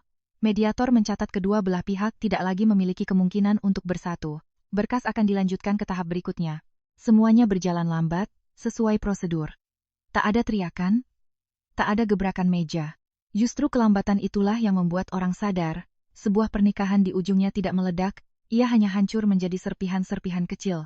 Di luar koridor, Ibu Hartini memanggil pelan, "Anjani." Anjani berhenti. Ibu Hartini mendekat, tangannya masih memegang roti yang tak tersentuh. Bibirnya bergerak-gerak. "Dulu, Ibu lihat hasil USG itu. Kenapa kamu tidak bilang?" Anjani menatapnya. Di luar koridor, seorang anak kecil berlari membawa sekotak susu, ditarik ibunya dan disuruh jangan berisik. Kalaupun diceritakan, anaknya juga tidak akan kembali, Bu. Mendengar itu, Ibu Hartini terduduk lemas di kursi plastik. Tas kainnya jatuh, botol airnya menggelinding. Anjani membungkuk mengambilnya, lalu membantu mertuanya duduk tegak. Ibu Hartini menggenggam tangan Anjani, tangan tuanya terasa kering dan gemetar. Ibu tidak tahu kamu sesakit itu." Anjani tidak menarik tangannya, tapi juga tidak mengucapkan kata maaf. Ada luka yang tak bisa sembuh hanya dengan satu permintaan maaf. Ia hanya berdiri diam, membiarkan Ibu Hartini gemetar dalam kebenaran yang baru ia sadari terlambat. Banyu berdiri beberapa langkah dari sana. Ia melihat ibunya menunduk di hadapan Anjani, dan untuk pertama kalinya ia mengerti, orang yang paling lama menanggung malu dalam pernikahan ini bukanlah dirinya. Ada permintaan maaf yang tak akan cukup untuk membangun kembali sebuah atap rumah. Tapi saat Ibu Hartini gemetar menggenggam tangan Anjani di koridor pengadilan itu, Anjani tahu, setidaknya sejak hari itu lukanya tidak akan lagi disebut berlebihan. Beberapa bulan setelah mediasi gagal, pengadilan menggelar sidang putusan cerai Anjani dan Banyu. Hari itu Surabaya panas sejak pagi, menyengat atap seng parkiran motor di halaman pengadilan. Orang-orang menunggu di bawah pohon, memegang berkas, wajah mereka menunjukkan kelelahan yang berbeda-beda. Anjani datang bersama Mas Danu, mengenakan blus sederhana, rambutnya diikat rapi. Tak ada riasan tebal, tak ada upaya untuk terlihat kuat. Wajahnya hanya tak lagi menunjukkan kegelisahan seperti di hari-hari pertama Banyu pergi. Banyu datang lebih awal. Ia duduk sendirian di deretan kursi paling belakang, kedua tangannya diletakkan di lutut. Ponselnya diam di dalam saku, tak lagi berdering terus-menerus seperti dulu. Beberapa bulan terakhir, audit perusahaan, proyek Banyuwangi yang tertahan, Rania yang menghindar, dan kamar kos yang panas, semua itu telah melunturkan lapis demi lapis penampilannya yang dulu perlente. Melihat Anjani datang, Banyu berdiri karena kebiasaan. Anjani mengangguk pelan. "Mas datang lebih awal." "Iya, takut terlambat." Sebuah kalimat yang sangat biasa, tapi membuat keduanya terdiam. Dulu, ia membiarkan Anjani menunggu makan malam hingga dingin. Sekarang, ia datang lebih awal untuk sebuah sidang yang mengakhiri pernikahan mereka. Sidang berjalan tanpa keributan. Ruangan kecil, kipas angin berputar, suara lembaran kertas di balik terdengar kering. Hal-hal yang dulu terjadi di dapur, di meja kayu, di depan pagar rumah, kini terangkum rapi dalam baris-baris putusan. Hakim menetapkan rumah di gang dekat Kalimas adalah harta bawaan Anjani, telah diserah terimakan secara sah kepada Koperasi Melati Putih dan tidak termasuk dalam sengketa harta Gonogini, porsi modal Anjani di PT Tirta Sejuk tetap utuh. Posisi Banyu akan ditentukan oleh Dewan Direksi berdasarkan hasil audit. Pengeluaran pribadi dari rekening bersama dimasukkan dalam kesepakatan pembagian. Untuk dana perusahaan yang diselewengkan, Banyu harus menyelesaikannya dengan Dewan Direksi. Anjani duduk mendengarkan, tangannya di atas map. Ia tidak merasa menang. Angka-angka itu tidak meringankan hatinya. Setiap rupiah yang pernah lewat di tangan Banyu terasa seperti tusukan jarum kecil, mengingatkannya betapa lama ia telah percaya. Ketika ditanya mengenai tuntutan ganti rugi moral, Anjani menggeleng. "Saya tidak menuntut apa-apa lagi." Banyu mengangkat kepala menatapnya, ada sorot terkejut bercampur malu di matanya. Mas Danu meletakkan selembar surat pernyataan tambahan di meja, suaranya jelas. "Bu Anjani hanya meminta untuk dicatat dalam kesepakatan terpisah. Pak Banyu harus bekerja sama dalam serah terima sisa pekerjaan proyek Banyuwangi, tidak menyalahgunakan dana gaji, BPJS, dan hak-hak karyawan selama masa audit perusahaan." Mas Danu membacakan kembali isinya. Banyu memegang pulpen, tangannya berhenti sejenak. Ia tahu, jika Anjani mau, ia bisa mempermalukannya lebih jauh lagi. Tapi Anjani tidak memilih untuk menghancurkannya. Ia memilih untuk menjaga periuk nasi orang-orang yang bekerja untuknya. Banyu menandatangani. Goresan penanya tak lagi setegas dulu. Setelah sidang, mereka keluar ke halaman pengadilan. Matahari masih terik. Ibu Hartini tidak masuk ke ruang sidang, tapi ia menunggu di koridor. Ia melihat keduanya keluar, ingin mendekat tapi ragu. Banyu berdiri di samping Anjani di bawah pohon kecil. Kamu tidak menuntut lebih karena masih sayang padaku? Anjani menoleh menatapnya, tatapannya tenang, tidak dingin juga tidak hangat. Bukan, karena para karyawan tidak bersalah, aku tidak mau mereka menanggung utang dari masalah kita. Banyu tak bisa berkata-kata lagi. Kalimat itu tidak memarahinya, tapi lebih sakit dari amarah. Istri yang pernah ia anggap hanya tahu urusan rumah dan dapur, pada akhirnya justru menjadi orang yang menjaga sisa-sisa kelayakan di perusahaannya. Di depan gerbang pengadilan, Bule Lastri sudah menunggu. Ia memakai caping, tangannya membawa sekantong es kunyit asam. Melihat Anjani keluar, ia langsung menyodorkan segelas. Minum, enduk, cerai itu juga capek, memangnya cuma duduk tanda tangan saja? Anjani menerima gelas itu, tertawa sangat pelan. Tawa kecil yang membuat Bule Lastri lega seolah baru saja mengangkat batu dari dadanya.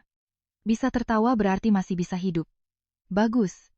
Anjani menunduk, minum seteguk, rasa kunyit asam yang manis dan segar mengalir di tenggorokannya. Tiba-tiba ia teringat malam-malam ia menunggu, suara roda koper, kertas USG kusam, tangan Ibu Hartini yang gemetar di koridor pengadilan. Semua itu masih ada, tapi tak lagi menariknya mundur. Banyu berdiri di belakang, melihat Anjani berjalan ke arah gerbang bersama Bule Lastri. Anjani tidak menoleh, bukan karena marah, bukan karena jual mahal, tapi karena ia sudah benar-benar melangkah keluar dari pernikahan itu. Ibu Hartini menatap putranya, lalu menatap bayangan Anjani yang menjauh. Ia tidak memanggil. Mungkin ia paham, ada orang yang dulu ia anggap bagian dari rumah, baru setelah kehilangan ia sadar betapa banyak kehangatan yang telah mereka berikan. Tanda tangan terakhir itu tidak membuat Anjani merasa menang. Hanya membuatnya merasa utangnya pada diri sendiri akhirnya lunas, dibayar dengan sebuah tangan yang masih gemetar, tapi tidak lagi mundur. Setelah sidang, Banyu Wirawan meninggalkan PT. Tirta sejuk dalam diam. Tak ada acara perpisahan, tak ada jabat tangan. Hanya Pak Karyo yang memberinya setumpuk berkas serah terima. Bumai menunduk menyapa, lalu kembali ke ruangannya karena akhir bulan harus menghitung gaji karyawan. Banyu menjual mobil yang pernah membuatnya merasa hebat. Uangnya digunakan untuk membayar sebagian utang dan sisa sewa kamar kos. Kopernya, setelah berkali-kali diseret, salah satu rodanya mulai berbunyi aneh. Seorang kenalan lama Pak Karyo menawarinya pekerjaan di sebuah gudang buah di Pasuruan. Pekerjaannya sederhana, mengawasi bongkar muat, mencatat nomor truk, memeriksa segel, dan suhu boks pendingin. Tapi jam 4 pagi sudah harus ada di lokasi. Hari pertama, Banyu bangun jam setengah 4 pagi. Kamar kos masih gelap. Ia membasuh muka dengan air dingin, mengenakan kaos oblong lama, dan membawa sebungkus nasi yang dibelinya semalam. Di jalanan, kota belum sepenuhnya bangun. Beberapa penjual soto mulai menyalakan arang, aroma kuah kaldu bercampur dengan angin subuh. Gudang buah itu terletak di dekat pasar induk. Lampu kuning menyorot tumpukan keranjang berisi salak, mangga, dan durian. Suara mesin truk, teriakan kuli angkut, dan panggilan-panggilan serak membuat kepala Banyu pening. Seorang perempuan pedagang dengan rambut diikat handuk menunjuk ke beberapa keranjang durian. Mas Banyu, tolong cek keranjang yang ini ya.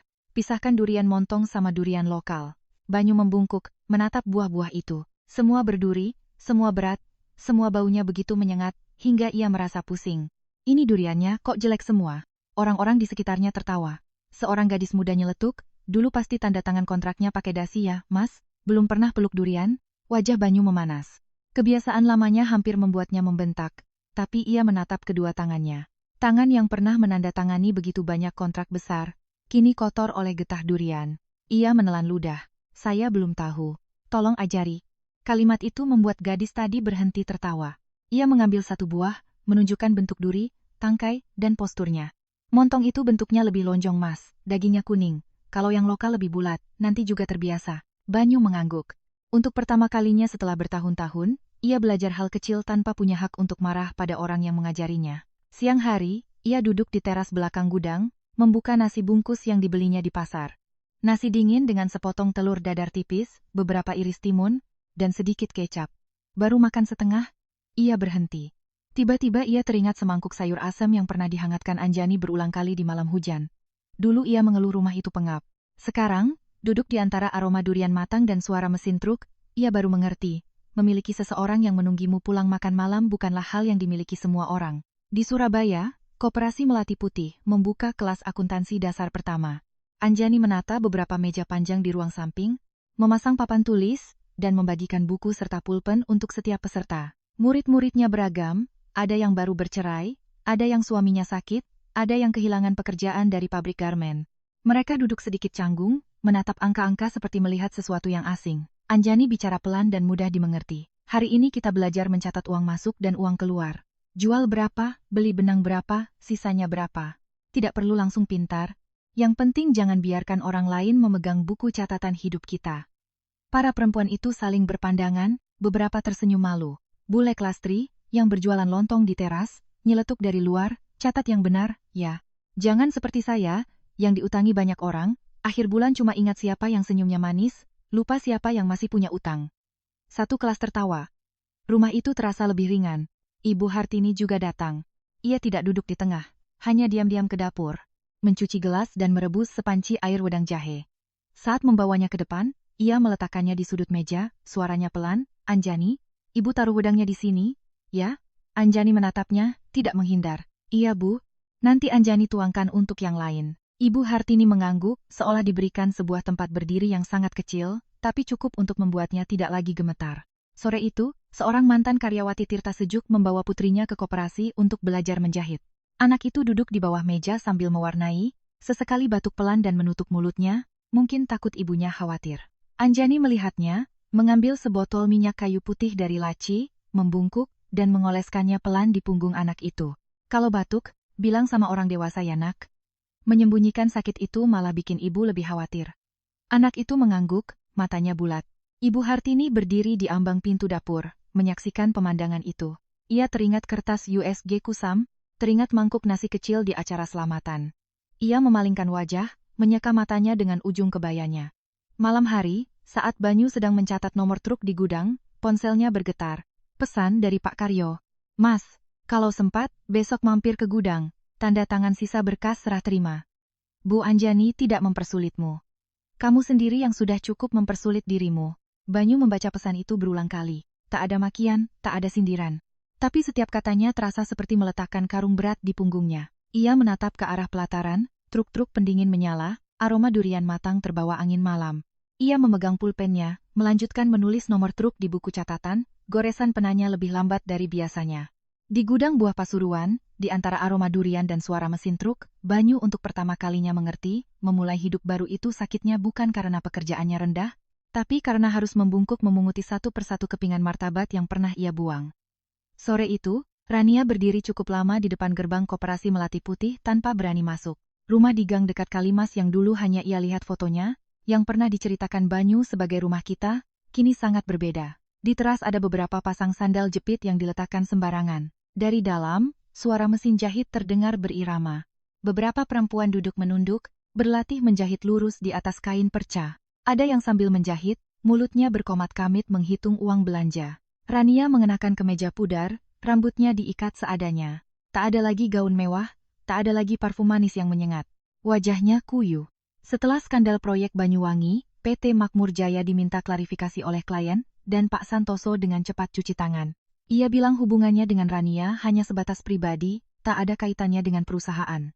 Meski sudah dipecat, Rania masih menerima surat panggilan untuk menjelaskan pelanggaran yang terjadi selama ia bekerja di Tirta Sejuk.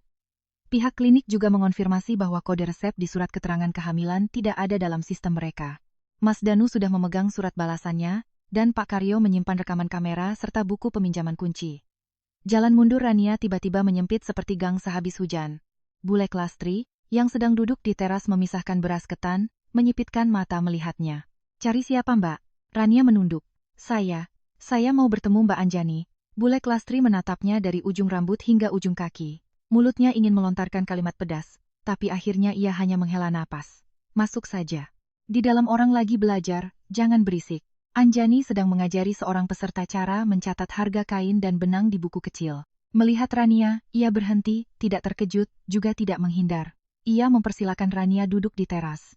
"Tunggu sebentar. Saya selesaikan dulu." Rania duduk di kursi plastik di dekat pot bougainville. Tangannya meremas tasnya. Seorang anak kecil peserta kursus berlari melewatinya, menjatuhkan gulungan benang. Anak itu membungkuk mengambilnya, menatap Rania, lalu tersenyum. Senyum polos itu justru membuat Rania semakin menunduk. Sesaat kemudian, Anjani keluar, meletakkan segelas air putih di hadapannya. "Minum dulu." Rania memegang gelas itu, bibirnya gemetar. "Mbak Anjani."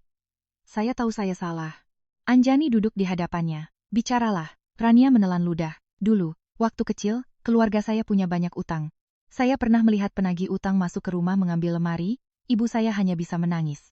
Saya takut miskin, Mbak, takut dipandang rendah. Waktu bertemu Mas Banyu, saya pikir asal saya punya kedudukan, punya rumah, punya mobil, hidup saya akan berubah. Anjani mendengarkan tanpa memotong. Dari dalam, suara gunting kain terdengar, kres, kres. Rania menyeka air matanya. Saya tidak berpikir akan sejauh ini. Saya mohon, Mbak, tolong bicara pada perusahaan. Jangan sampai masalah ini dibawa ke jalur hukum. Saya masih punya ibu di kampung. Anjani menatapnya, suaranya tidak meninggi. Waktu kamu mengambil USB itu, apa kamu memikirkan puluhan karyawan di gudang? Rania terdiam. Waktu kamu menunjukkan surat keterangan hamil itu pada Ibu Hartini, apa kamu memikirkan seorang ibu yang pernah kehilangan anak? Rania menangis. Saya minta maaf. Anjani meletakkan tangannya di tepi meja, sangat tenang. Air matamu tidak bisa membayar gaji siapapun, juga tidak bisa membersihkan selembar kertas palsu. Rania menunduk dalam-dalam. Kalimat itu tidak memaki, tapi membuatnya tak punya pegangan.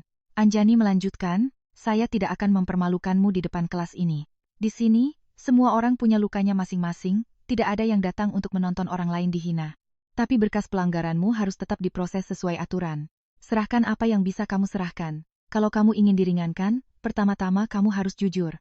Rania gemetar, membuka ponselnya, dan menunjukkan beberapa percakapan dengan kenalannya yang membuatkan surat keterangan palsu, beserta bukti transfernya. Saya hanya punya ini. Anjani tidak mengambil ponsel itu. Ia menelepon Mas Danu, bicara singkat, lalu menyuruh Rania mengirimkan salinannya sesuai arahan. Tak ada sepatah kata pun yang menunjukkan kemenangan. Sebelum pergi, Rania berhenti di dekat pintu. Mbak benci saya? Anjani melihat ke dalam rumah. Seorang peserta sedang memperbaiki jahitan yang miring, di sampingnya anaknya tertidur pulas di atas tumpukan kain perca. Dulu saya benci. Tapi kalau saya terus membencimu, hidup saya juga akan sia-sia. Pulanglah, minta maaf pada ibumu dulu. Miskin itu tidak salah, Rania. Menggunakan kemiskinan sebagai alasan untuk menyakiti orang lain, itu yang membuatmu miskin sampai ke hati. Rania menangis lagi. Tapi kali ini ia tidak berlutut, tidak memohon, ia hanya menunduk, lalu berjalan keluar gerbang. Beberapa hari kemudian, PT Makmur Jaya dimasukkan ke dalam daftar hitam oleh pihak koperasi di Banyuwangi karena persaingan tidak sehat. Pak Santoso tidak hancur lebur, tapi di kalangan pengusaha logistik di Jawa Timur, kehilangan reputasi kadang lebih lama sembuhnya daripada kehilangan uang. Malam itu, Anjani tinggal di koperasi sampai larut. Perutnya terasa perih karena seharian hanya minum teh. Bulek Lastri, sambil mengunci pagar, mengomel. Kamu itu, mengurusi orang lain sampai lupa sama Maak sendiri. Memangnya perut itu gudang? Bisa dibiarkan kosong? Di depan pintu, terdengar suara sesuatu diletakkan. Bulek Lastri mengintip dan melihat Ibu Hartini yang hendak berbalik pergi, tangannya masih gemetar. Bu Hartini, bawa bubur kok ditaruh di luar? Memangnya buburnya bisa ketuk pintu sendiri? Ibu Hartini terkejut, wajahnya malu. Anjani melangkah keluar. Di atas teras, ada semangkuk bubur kacang hijau yang masih hangat, ditutup dengan piring kecil. Ibu Hartini berbisik, Ibu dengar dari Bu Lastri kamu sakit Maak. Ibu masak, tapi mungkin agak hambar. Dulu kan selalu kamu yang masak, ibu jadi tidak terbiasa. Anjani menatap mangkuk bubur itu. Uapnya mengepul, aroma kacang hijaunya lembut, begitu biasa hingga membuat hati luluh. Ia mengangkat mangkuk itu. Ibu masuk dulu minum teh. Ibu Hartini menangis. Bukan karena merasa sepenuhnya dimaafkan. Hanya saja, setelah semua kesalahannya, ia masih diberikan tempat duduk yang layak. Malam itu, dengan semangkuk bubur kacang hijau yang hangat di meja koperasi Melati Putih, Anjani mengerti. Penyembuhan itu bukan berarti melupakan siapa yang telah melukaimu, tapi tidak membiarkan luka itu mengubahmu menjadi orang yang sama seperti mereka. Setahun kemudian, rumah di gang dekat Kalimas tak lagi sama seperti saat Banyu Wirawan menyeret kopernya di malam hujan. Papan nama koperasi Melati Putih di depan gerbang warnanya sedikit memudar, tapi tetap bersih. Rumpun bunga bougainville telah merambat hingga ke atap teras. Kelopak-kelopak merah mudanya berjatuhan di atas lantai tegel. Altar untuk orang tua Anjani masih berada di tengah rumah, vas berisi bunga sedap malam diganti setiap minggu. Di dalam, suara mesin jahit berpadu dengan tawa kecil para perempuan, suara pulpen di atas buku catatan, dan suara Bulek Lastri yang menawarkan lontong di teras. Koperasi Melati Putih tidak besar, tapi hangat. PT Logistik Tirta Sejuk juga tak lagi berpenampilan perlente seperti dulu. Setelah restrukturisasi, perusahaan berhasil mempertahankan sebagian proyek Banyuwangi berkat rencana operasional dari Anjani dan tim gudang. Pak Karyo masih di sana, masih memeriksa suhu box pendingin sejak subuh, masih memakai topi untuk melindungi dari panas sambil diam-diam membelikan es kopi untuk seluruh tim. Sedangkan Banyu, ia belum kaya kembali. Ia masih bekerja sebagai petugas bongkar muat di gudang buah di Pasuruan. Pagi-pagi ke gudang, malamnya mencatat buku. Tangannya kini lebih akrab dengan aroma durian, salak, dan boks pendingin daripada parfum di ruang rapat. Hari itu, Anjani diundang untuk berbagi pengalaman dalam sebuah pertemuan pengusaha lokal.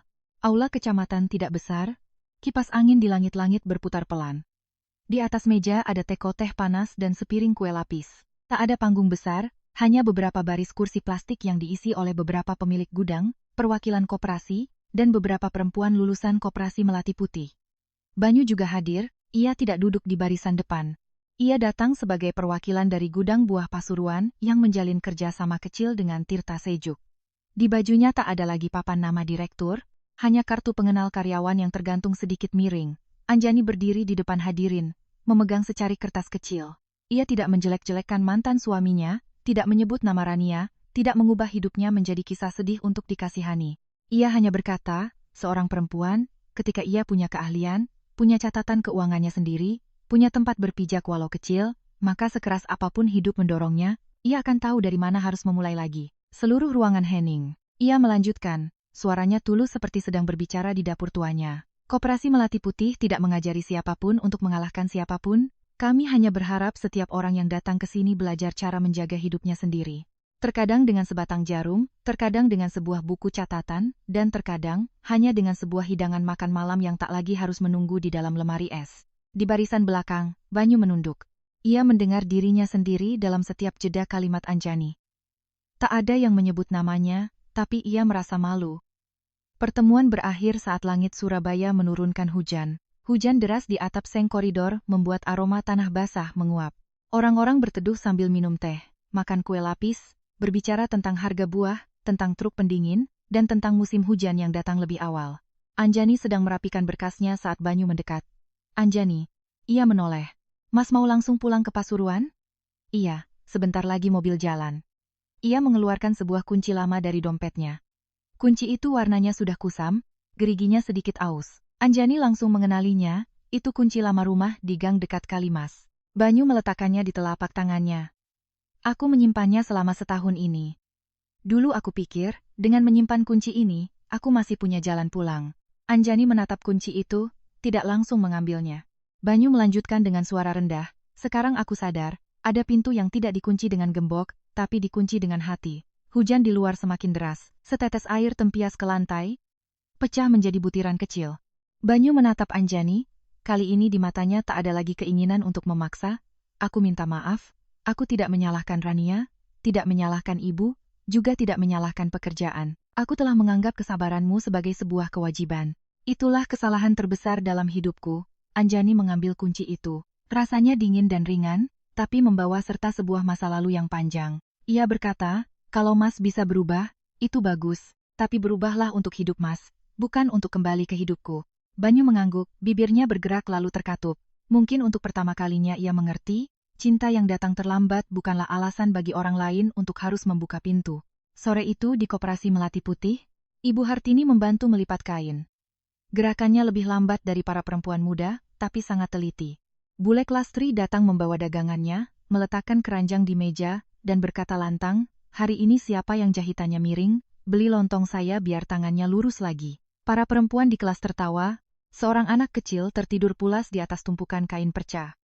Anjani lewat dan menyelimutinya dengan sehelai kain tipis. Ibu Hartini melihat pemandangan itu dan bertanya pelan, Anjani, minggu depan ibu boleh datang lagi masak wedang jahe untuk kelas? Anjani mengangguk. Boleh Bu. Hanya itu, tak ada janji-janji besar, tak ada adegan berpelukan sambil menangis. Ibu Hartini menunduk, melanjutkan melipat kain, seperti seseorang yang sedang belajar kembali cara menyayangi dengan kedua tangannya. Di luar gerbang, Banyu berdiri sejenak menatap ke dalam. Ia melihat Anjani membungkuk memperbaiki jahitan salah seorang peserta. Ia melihat Bule Klastri tertawa, melihat ibunya duduk di antara tumpukan kain, melihat rumah tua itu bersinar dengan cahaya yang bukan ia yang ciptakan. Ia tidak masuk. Tempat itu bukan lagi tempatnya untuk menuntut hak, itu adalah tempat di mana Anjani telah mengubah luka menjadi pelita bagi orang lain. Banyu berbalik dan melangkah di tengah hujan. Hujan turun di atap seng Koperasi Melati Putih. Suara mesin jahit terdengar teratur, seperti detak napas sebuah rumah yang telah hidup kembali. Anjani berdiri di teras, tangannya menggenggam kunci lama itu, dan untuk pertama kalinya setelah bertahun-tahun, ia tahu ia bukan lagi orang yang ditinggalkan, tapi orang yang telah membuka pintunya sendiri untuk melangkah keluar.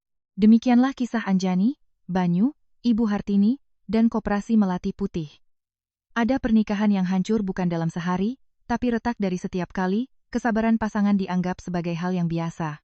Pelajaran terakhirnya mungkin adalah, jangan menunggu kehilangan untuk menyadari siapa yang diam-diam telah menghangatkan hidup kita. Dalam keluarga maupun pernikahan, rasa syukur itu sangat penting. Yang bersalah harus menanggung akibatnya, yang terluka juga berhak untuk melangkah maju. Bukan untuk menang atau kalah, tapi untuk menjaga sisi baik di dalam hati kita sendiri. Cerita ini adalah fiksi, tidak dimaksudkan untuk merujuk pada individu atau organisasi manapun di dunia nyata. Jika Bapak, Ibu, Om, dan Tante sedang mendengarkan cerita ini, silakan tulis di kolom komentar dari kota mana Anda menonton. Jangan lupa untuk berlangganan channel ini untuk mendengarkan lebih banyak kisah kehidupan yang penuh emosi. Sampai jumpa di video berikutnya.